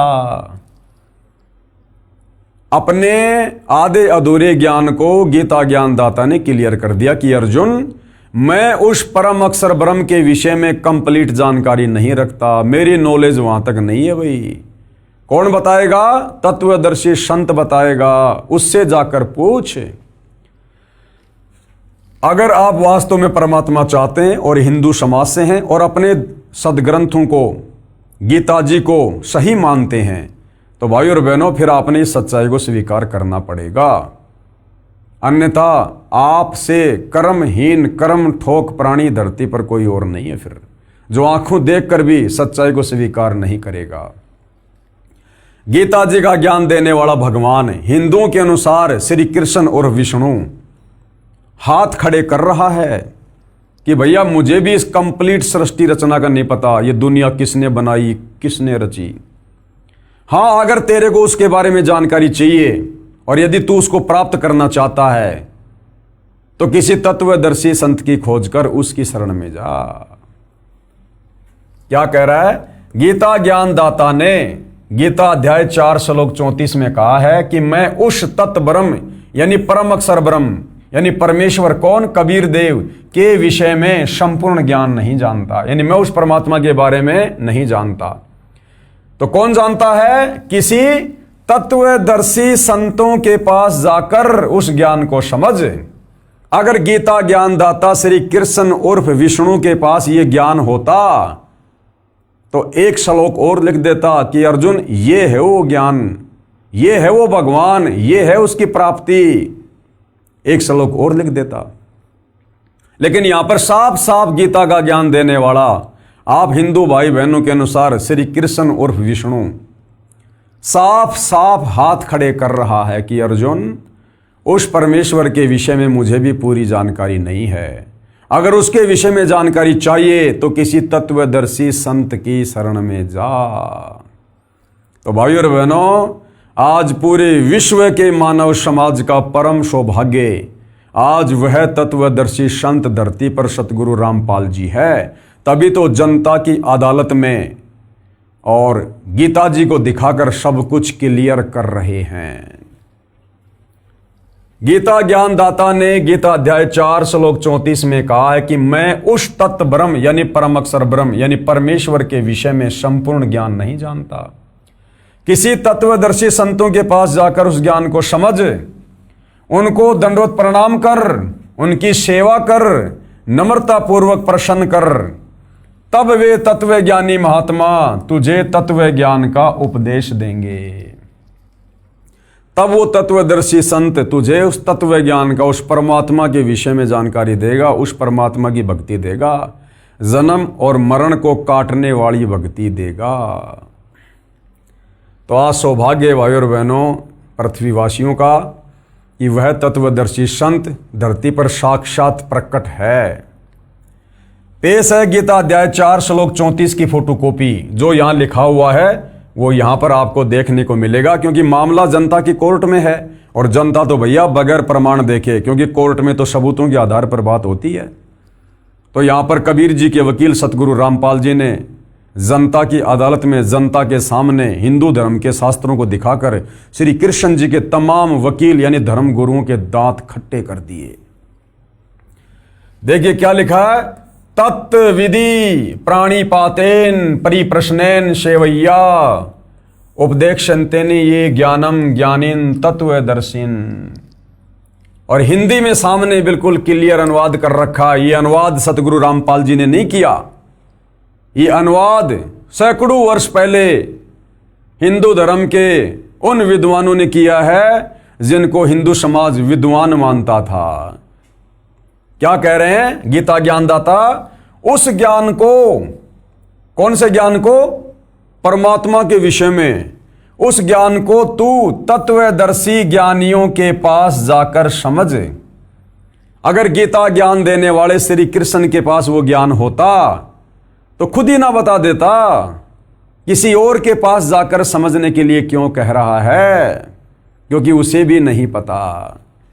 उस ज्ञान को तू तत्वदर्शी ज्ञानियों के पास जाकर समझ। ध्यान से देख लो भाई और बहनों, बड़ा करके दिखाता हूं, कहीं आपको लगे भाई ऐसे दिखा रहे होंगे। ये देखिए, उस ज्ञान को तू तत्वदर्शी ज्ञानियों के पास जाकर समझ, उनको भली भांति दंडवत प्रणाम करने से और उनकी सेवा करने से और कपट छोड़कर सरलता पूर्वक प्रश्न करने से वे परमात्म तत्व को भली भांति जानने वाले यानी पूर्ण परमात्मा के विषय में जानने वाले ज्ञानी महात्मा यानी तत्वदर्शी संत तुझे उस तत्व ज्ञान का उपदेश करेंगे। यानी वो तत्वदर्शी संत तुझे बताएगा कि वास्तव में परमात्मा कौन है, कैसा है, कहाँ रहता है और कैसे मिलता है। तो भाई और बहनों, ये गीता अध्याय 4 श्लोक 34 बिल्कुल क्लियर कर रहा है कि कंप्लीट गॉड के विषय में, कबीर देव के विषय में गीता ज्ञान देता आप लोगों के अनुसार श्री कृष्ण, हमारे अनुसार ब्रह्म, इसको भी कंप्लीट सृष्टि का ज्ञान नहीं है। और किसी तत्वदर्शी संत की शरण में जाने का ऑप्शन अर्जुन को दे दिया। तो भला आज हिंदू समाज गीता ज्ञानदाता श्री कृष्ण उर्फ विष्णु अर्थात ब्रह्म की भक्ति करके भला कैसे उस सर्वश्रेष्ठ परमात्मा को प्राप्त कर सकता है, कैसे जन्म और मरण से मुक्ति प्राप्त कर सकता है। तो तत्वदर्शी संत की शरण में जाना पड़ेगा, क्योंकि ये गीता जी निर्देशित कर रही है। यदि आप गीता जी को हिंदुओं का सर्वश्रेष्ठ ग्रंथ मानते हैं तो, अन्यथा यही लक 84 योनि में गधे कुत्ते सूअर बनकर अपना कर्म भोगना पड़ेगा। काल की भक्ति कर करके, ब्रह्मा विष्णु महेश की पूजा कर करके लक 84 योनियों में तरह तरह के शरीर धारण करके कष्ट भोगना पड़ेगा, नरक में भी जाना पड़ेगा और तपतशिला पर भी काल भून भून के खाएगा। आगे देखिएगा, तत्वदर्शी संत की पहचान भी बताई है। अध्याय 4 श्लोक 34 में जिस तत्वदर्शी संत की शरण में जाने की सलाह गीता ज्ञानदाता अर्जुन को दे रहा है, साथ में उस तत्वदर्शी संत की पहचान भी बता रहा है कि उस तत्वदर्शी संत की पहचान क्या होगी। तो जो पहचान गीता अध्याय 15 श्लोक 1 से 4 में बताई जा रही है, उस प्रकार से आज तक ये ज्ञान इस धरती पर सतयुग से लेकर वर्तमान समय तक सतगुरु रामपाल जी के अलावा किसी भी धर्म के धर्म गुरु ने नहीं दिया। यानी जिस संसार रूपी उल्टे लटके हुए पेड़ की व्याख्या सतगुरु रामपाल जी ने की है, आज तक किसी भी धर्म गुरु ने करके नहीं बताई। इसे स्वयं सिद्ध होता है कि गीता अध्याय 15 श्लोक 1 से 4 के अनुसार वो तत्वदर्शी संत वर्तमान में सतगुरु रामपाल जी हैं। तो तत्वदर्शी संत की पहचान, तत्वदर्शी संत की क्या पहचान बताई गई है गीता जी में?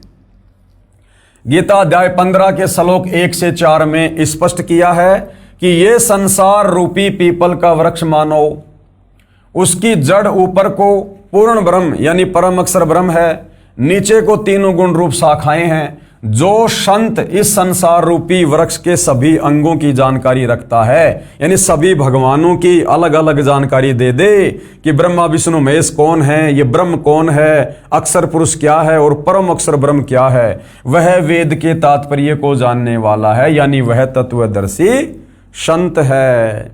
ये देखिएगा गीता अध्याय 15 श्लोक 1, क्योंकि जनता की अदालत में मामला है, प्रमाण तो देने पड़ेंगे।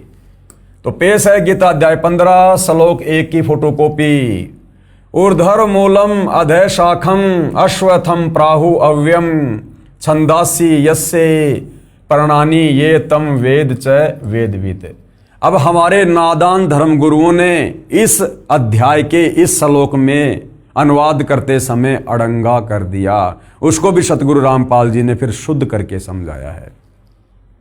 तो गीता अध्याय 15 श्लोक नंबर 1, जिसमें तत्वदर्शी संत की पहचान के विषय में बताया गया है, उसके पश्चात श्री भगवान फिर बोले, हे अर्जुन, आदि पुरुष परमेश्वर मूल रूप वाले और ब्रह्म रूप मुख्य शाखा वाले, जिस संसार रूप पीपल के वृक्ष को अविनाशी कहते हैं, तथा वेद जिसके पत्ते कहे गए हैं, ये इन्होंने गलत अनुवाद कर दिया कि वेद जिसके पत्ते कहे गए हैं, ये यहां पर गलत अनुवाद है।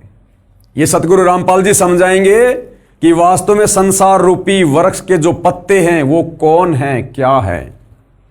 जबकि हमारे गीता अनुवादकों ने तत्व ज्ञान के अभाव में क्या लिख दिया, तथा वेद जिसके पत्ते कहे गए हैं, उस संसार रूप वृक्ष को जो पुरुष मूल सहित तत्व से जानता है, वह वेद के तात्पर्य को जानने वाला है, अर्थात वो तत्वदर्शी संत है। अब देखिएगा गीता अध्याय 15 श्लोक 4 में कहा है कि तत्व ज्ञान की प्राप्ति के पश्चात, अर्थात उस तत्वदर्शी संत से नाम उपदेश लेकर तत्व ज्ञान प्राप्ति के बाद परमेश्वर के उस परम पद की खोज करनी चाहिए, यानी सतलोक जाने के लिए फिर भक्ति करके जी जान लगा देनी चाहिए। जहां जाने के पश्चात, कहां, सतलोक जाने के पश्चात साधक यानी भगत कभी लौटकर संसार में नहीं आता। कौन से संसार में? काल के 21 ब्रह्मांड में। यह भी स्पष्ट है कि उसी की भक्ति करनी चाहिए। आगे देखिए, पेश है गीता अध्याय 15 श्लोक 4 की फोटोकॉपी। तत् पदम तत् परिमार्गी त्वं यस्मिन् गता न निर्वंतति भूये तम एवं च आद्यम पुरुषम परपदे। और क्या लिखा हुआ यहां पर गीता अध्याय 15 श्लोक 4 कि तत्वदर्शी संत की प्राप्ति के बाद उससे तत्व ज्ञान लेकर, नाम उपदेश लेकर, फिर उस परम अक्षर ब्रह्म कबीर देव की भक्ति करनी चाहिए।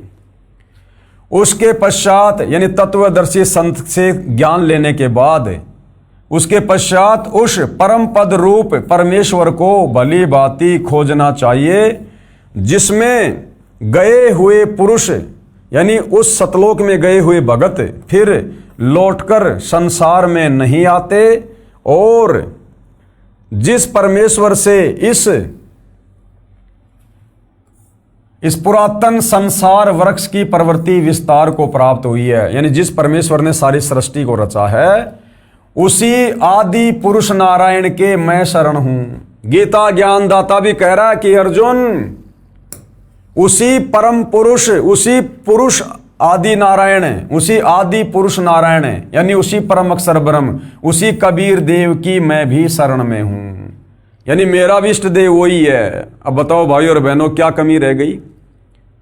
अरे गीता ज्ञान देने वाला आप लोगों के अनुसार श्री कृष्ण उर्फ विष्णु खुद गीता अध्याय 15 श्लोक 4 में कह रहा है कि अर्जुन, मैं तुझे तत्वदर्शी संत के माध्यम से जिस परमात्मा की शरण में जाने की सलाह दे रहा हूं, मेरा भी इष्ट देव वही है, मैं भी उसी की शरण में हूं।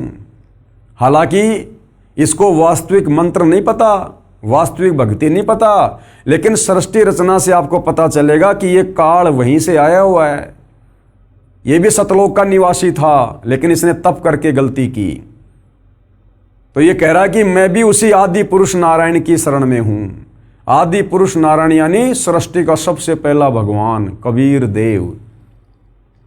तो वही तुम्हारा गीता ज्ञानदाता श्री कृष्ण उर्फ विष्णु अर्थात ब्रह्म, जब ये खुद उस आदि पुरुष नारायण कबीर देव परम अक्षर ब्रह्म की शरण में है, ये भी उसी को अपना इष्ट मानता है, जैसा इसको पता है उसकी भक्ति करता है, तो भला भाई और बहनों, फिर आप और हमारी मुक्ति इस गीता ज्ञान देने वाले भगवान की शरण में आने से, अर्थात श्री कृष्ण उर्फ रामचंद्र उर्फ ब्रह्मा विष्णु महेश की भक्ति करने से फिर आप और हमारी मुक्ति कैसे होगी? आप और हमारा जन्म मरण का रोग कैसे कटेगा, जब गीता ज्ञानदाता खुद जन्म और मरण में है? क्या कह रहा है? उसी आदि पुरुष नारायण के मैं शरण हूं, इस प्रकार दृढ़ निश्चय करके उस परमेश्वर का मनन और नित्य ध्यान आसन करना चाहिए। यानी उसी भगवान का ध्यान कर, उसी की पूजा कर, अपने से अन्य भगवान के विषय में कह रहा है। तो हिंदू समाज के भाई बहनों ने विचार करना चाहिए। आज तक आप लोगों ने केवल गीता का नाम सुना होगा, या कोई लेकर आ गया होगा तो सीधा सीधा उसका पाठ कर लिया होगा। ये इस प्रकार पाठ करने से समझ में नहीं आती। अगर ऐसे समझ में आ जाती तो गीता अध्याय 4 श्लोक 34 में गीता ज्ञान देने वाला हिंदू समाज का भगवान श्री कृष्ण और विष्णु तत्वदर्शी संत की शरण में जाकर गीता पढ़ने की सलाह नहीं देता। आगे देखिए, गीता अध्याय 15 के ही श्लोक 16 और 17 में 3 पुरुष यानी प्रभु बताए हैं, भगवान बताए हैं। क्षर पुरुष गीता ज्ञान देने वाला है, जो केवल 21 ब्रह्मांड का प्रभु है, यानी ब्रह्मा विष्णु महेश का पिता है ये, जो गीता ज्ञान दे रहा है। दूसरा है अक्षर पुरुष, जो 7 संग ब्रह्मांडों का स्वामी है, प्रभु है, भगवान है। तथा तीसरा है परम अक्षर ब्रह्म, यानी परमेश्वर सबका मालिक है, जो उपरोक्त क्षर पुरुष तथा अक्षर पुरुष से अन्य है। वह वास्तव में अविनाशी है, वही पुरुषोत्तम है, वही परमात्मा कहा जाता है। यानी पवित्र गीता जी में भक्ति और भगवान को समझने के लिए बिल्कुल निर्णायक ज्ञान दिया हुआ है, लेकिन हमारे नादान धर्म गुरु तत्व ज्ञान के अभाव में इस ज्ञान को समझ नहीं पाए और इसका अड़ंगा करके भगत समाज में पेश कर दिया और हमें भक्ति और भगवान से सदियों से दूर रखा। पेश है गीता अध्याय 15 श्लोक 16-17 की फोटोकॉपी, देखिएगा। गीता अध्याय 15 श्लोक 16 में 2 भगवान बताए गए हैं, 2 भगवान, ध्यान से देखिए। गीता अध्याय 15 श्लोक 16 की फोटोकॉपी। 2 यानी 2 इमो पुरुषो यानी भगवान है लोके, इस लोक में 2 भगवान हैं। 2 इमो पुरुषो लोके, कौन से? एक है क्षर यानी क्षर पुरुष, च यानी और, दूसरा अक्षर यानी अक्षर पुरुष। क्षर पुरुष और अक्षर पुरुष। एवं च क्षर सर्वाणी भूतानी कूटस्थ अक्षर उच्चते, और इन दोनों के लोकों में रहने वाले जितने भी प्राणी हैं वो भी जन्म मरण में हैं, वो भी अविनाशी नहीं हैं। ये देखिएगा गीता अध्याय 15 श्लोक 16 की फोटोकॉपी, जिसमें 2 भगवान बताए गए हैं। इस संसार में नाशवान और अविनाशी भी ये 2 प्रकार के पुरुष हैं, यानी भगवान हैं। अब नाशवान तो खुद है, ये काल है, गीता ज्ञानदाता ब्रह्म है, क्षर पुरुष, और अविनाशी कह रहा है ये अक्षर पुरुष को, क्योंकि अक्षर पुरुष की उम्र इस क्षर पुरुष से, काल से काफी लंबी है, परंतु मृत्यु उसकी भी होती है। गुरुदेव ने बताया जिस प्रकार एक चीनी मिट्टी का कोई बर्तन होता है, वो अगर हाथ से छूट गया तो वो तुरंत टूट जाएगा, और दूसरा कोई एक लोहे का बर्तन है, कोई स्टील का बर्तन है, वो हाथ से छूट जाएगा तो नहीं टूटेगा, लेकिन लोहे को भी जंग लगेगी, समय चाहे ज्यादा लगता है। यानी लोहा जो होता है वो भी नाशवान है, उसको भी जंग लगती है और नष्ट होता है। इसलिए अक्षर पुरुष को उसकी ज्यादा लंबी उम्र होने के चलते यहां पर अविनाशी यानी अक्षर कहा है, जबकि दोनों ही अविनाशी हैं। इस संसार में नाशवान और अविनाशी भी ये 2 प्रकार के पुरुष यानी भगवान हैं। और संपूर्ण भूत प्राणियों के शरीर यानी इन लोकों में रहने वाले जितने भी प्राणी हैं उनके शरीर भी नाशवान है, और जीवात्मा अविनाशी का है। जीवात्मा तो किसी की भी नहीं मरती, ठीक है। तो गीता अध्याय 15 श्लोक 16 में ये 2 भगवान आप जियों के सामने हैं।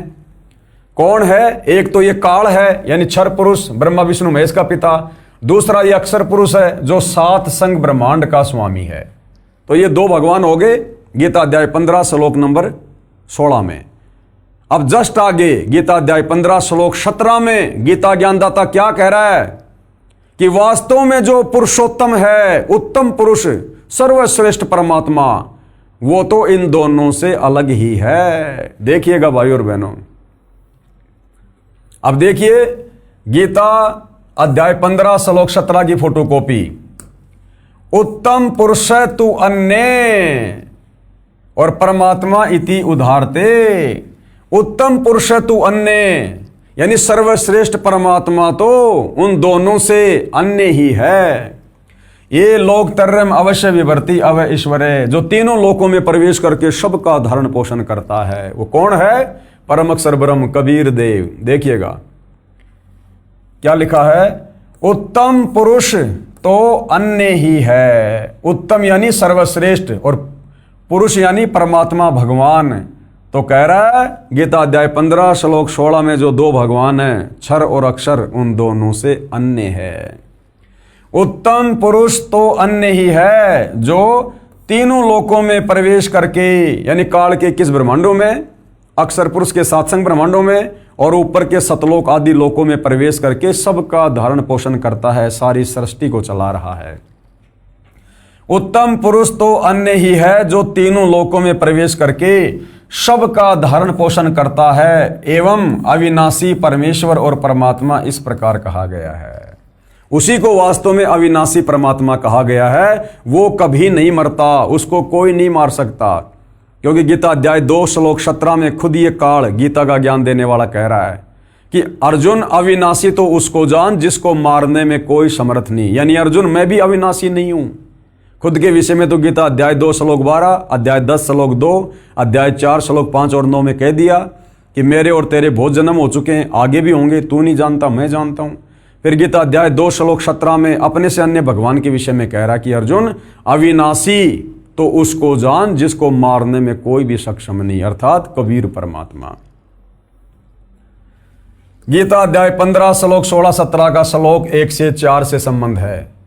गीता अध्याय 15 श्लोक 1 से 4 में कहा कि ये संसार पीपल के वृक्ष के समान जानो, जिसकी जड़ यानी मूल ऊपर को मानो जो परम अक्षर ब्रह्म है, तथा नीचे को तीनों गुण रजगुण ब्रह्मा, सतगुण विष्णु, तमगुण शिव जानो। इस प्रकार इस संसार रूप वृक्ष के पत्ते आदि तना व मोटी डार विभाग हैं, जो इस संसार रूप वृक्ष के सब अंगों मूल, तना, डार, शाखा तथा पत्ते को जानता है, वो तत्वदर्शी संत है। परमेश्वर कबीर जी ने काशी, बनारस शहर, भारत देश में प्रकट कब? सन 1398 से 1518 में, लगभग 550 वर्ष पहले, यानी सन 1398 और 1518 के दौरान, यानी 120 साल तक तत्वदर्शी संत रूप में यह भेद बताया था और कहा था। यानी वो परम अक्षर ब्रह्म उत्तम पुरुषत्व अन्य, जिसके विषय में गीता ज्ञान दाता बार बार कह रहा है कि मेरे से अन्य उस परमात्मा की शरण में जा, वो कबीर देव है, परम अक्षर ब्रह्म है। वो कबीर परमात्मा चारों युगों में यहाँ आते हैं हमें ये तत्व ज्ञान समझाने के लिए। और लेटेस्ट में 650 साल पहले बनारस के काशी में आए, जिनको हम कबीर दास के नाम से जानते हैं। 120 साल तक उन्होंने अपना ये तत्व ज्ञान दिया सिंपल भाषा में। और क्या कहा करते थे?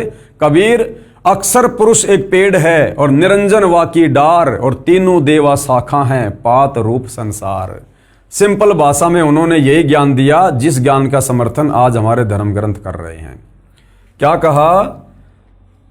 कबीर अक्षर पुरुष एक पेड़ है और क्षर पुरुष वाकी डार। क्षर पुरुष कौन है? ये काल है, ब्रह्मा विष्णु महेश का पिता। और तीनों देवा ब्रह्मा विष्णु महेश ये उस पेड़ की शाखा हैं, और पात रूप संसार। जहां पहले अनुवाद किया था गीता अध्याय 15 श्लोक 1 का हमारे विद्वान अनुवादकों ने, हिंदू धर्म गुरुओं ने, जिन्होंने कहा था कि वेद उस पेड़ के पत्ते हैं। वेद नहीं, आप और हम जितने भी प्राणी हैं ये हैं वो पत्ते, पात रूप संसार। अर्थात इस संसार रूप वृक्ष का जो तना है वो तो अक्षर पुरुष जानो, जिसके साथ संग ब्रह्मांड है। डार मानो क्षर पुरुष, यानी ये काल जिसके 21 ब्रह्मांड हैं। और तीनों देवता रजगुण ब्रह्मा, सतगुण विष्णु तथा तमगुण शिव कौन है? ये शाखा मानो। और छोटी टहनियों तथा इन पत्तों को देवता समेत अन्य जीव जंतु जानो। मूल रूप परमेश्वर कबीर जी हैं। भक्ति रूपी पेड़, संसार रूपी पेड़ की जो जड़ है, जो जमीन के अंदर है, जो दिखाई नहीं दे रही, वो कौन है? वो परम अक्षर ब्रह्म है, कबीर परमात्मा है। मूल रूप यानी जड़ रूप कौन है? परमेश्वर कबीर जी हैं, जो आगे परमाणु से सिद्ध हो जाएगा। गीता अध्याय 15 श्लोक 16 में कहा है कि क्षर पुरुष यानी ये काल तथा अक्षर पुरुष दोनों तथा इनके लोकों के सब प्राणी नाशवान हैं, आत्मा सबकी अमर है। फिर गीता अध्याय 15 श्लोक 17 में उस उत्तम परमेश्वर के विषय में क्या कहा कि उत्तम पुरुष यानी पुरुषोत्तम तो उपरोक्त क्षर पुरुष यानी काल तथा अक्षर पुरुष से अन्य ही है, जो परमात्मा कहा जाता है, जो तीनों लोकों में यानी क्षर पुरुष इस काल के लोक में और अक्षर पुरुष के लोक तथा अन्य परम अक्षर ब्रह्म के लोक यानी ऊपर के सतलोक, अलख लोक, अगम लोक, इन लोकों में प्रवेश करके सबका धारण पोषण करता है। जिस प्रकार पेड़ की जड़ से पेड़ के उस तने को, डारी को, शाखाओं को, टहनियों को, सबको खुराक मिलती है, उसी प्रकार वो परम अक्षर ब्रह्म जो सतलोक में रहता है वो सारी सृष्टि का धारण पोषण करता है। वास्तव में अविनाशी परमेश्वर यानी परम अक्षर ब्रह्म है, क्योंकि वृक्ष का पोषण मूल यानी जड़ से होता है। उपरोक्त परमाणु से स्पष्ट हुआ कि श्री विष्णु उर्फ श्री कृष्ण से अन्य परमेश्वर है, यानी गीता ज्ञान दाता से अन्य सर्वश्रेष्ठ परमात्मा है, परम अक्षर ब्रह्म, जो वास्तव में अविनाशी है, यानी उसको मारने में कोई सक्षम नहीं है और सबका धारण पोषण करता है, सबका उत्पत्ति करता है। सतलोक में सबकी उत्पत्ति उसी कबीर परमात्मा से हुई। वही उत्तम पुरुष यानी पुरुषोत्तम यानी सभी भगवानों में सर्वश्रेष्ठ है, अविनाशी परमेश्वर है, परम शांतिदायक है, क्योंकि सतलोक में फिर कभी जन्म मरण नहीं होता, लड़ाई झगड़ा नहीं होता। वहां पर जन्म मरण से छूटने के लिए गीता ज्ञान देने वाले ने अर्जुन के माध्यम से भगत समाज को उसी अपने से अन्य कबीर परमेश्वर की शरण में जाने के लिए कहा है। तो भाइयों और बहनों, पूरी तरह से इस पवित्र पुस्तक कबीर बड़ा या कृष्ण से जनता की अदालत में, जनता के सामने कबीर परमेश्वर जी के वकील सतगुरु रामपाल जी ने हिंदू धर्म के धर्मशास्त्रों को दिखाकर, विशेषकर पवित्र गीता जी को दिखाकर ये क्लियर कर दिया है कि गीता ज्ञान दाता आप लोगों के अनुसार श्री कृष्ण उर्फ विष्णु के पास में कंप्लीट सृष्टि का ज्ञान नहीं है, कंप्लीट आध्यात्मिक ज्ञान नहीं है। श्री कृष्ण उर्फ विष्णु ये खुद जन्म और मरण में है। श्री कृष्ण उर्फ विष्णु इनके पास में मोक्ष मंत्र नहीं है। इनकी भक्ति करने से जीव आत्मा परम शांति को प्राप्त नहीं हो सकती।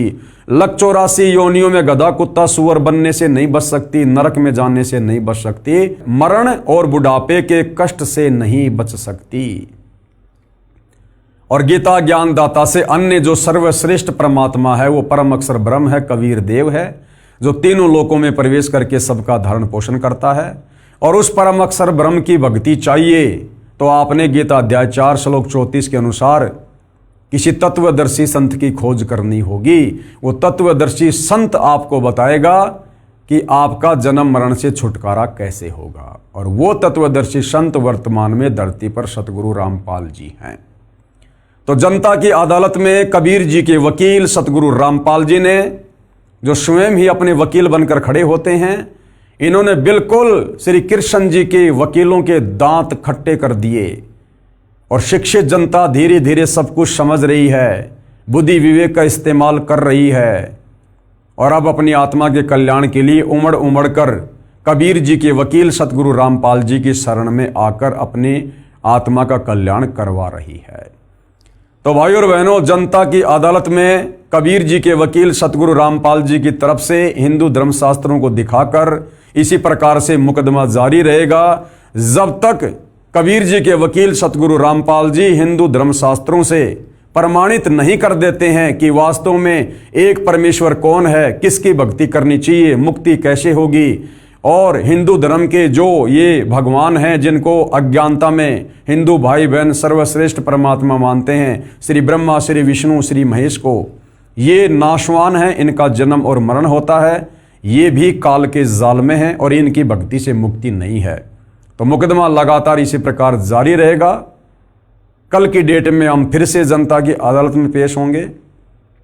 आगे की कार्रवाई कल शुरू होगी और आगे की कार्रवाई का टॉपिक है परम अक्षर ब्रह्म की भक्ति से पूर्ण मोक्ष होता है। परम अक्षर ब्रह्म कौन? कबीर परमात्मा, कबीर परमेश्वर, जो तीनों लोकों में प्रवेश करके सबका धरण पोषण करते हैं, जिसकी शरण में जाने के लिए गीता अध्याय 18 श्लोक 66 में गीता ज्ञान दाता अर्जुन को कह रहा है कि सर्व धर्मान परित्यज्य माम एकम शरणम व्रज अहम तवा सर्व पापेभ्यो मोक्षयामि मा शुच। तो उस परम अक्षर ब्रह्म यानी कबीर देव की भक्ति करने से ही आत्मा का पूर्ण मोक्ष होगा और दूसरा कोई विकल्प इस क्षर पुरुष के 21 ब्रह्मांड में और अक्षर पुरुष के 7 संग ब्रह्मांड में नहीं है। और उस परम अक्षर ब्रह्म की भक्ति बताने वाला वो परम अक्षर ब्रह्म स्वयं ही आज धरती पर सतगुरु रामपाल जी के रूप में प्रकट हैं। तो आगे की कार्रवाई के लिए हम कल फिर लाइव जुड़ेंगे। तब तक परम पूज्य गुरुदेव सतगुरु रामपाल जी आप और हम सबको आज्ञा दें, आशीर्वाद दें, सद्बुद्धि दें, हमारा मार्गदर्शन करें। बंदी छोड़ सतगुरु रामपाल जी परमेश्वर जी की जय हो।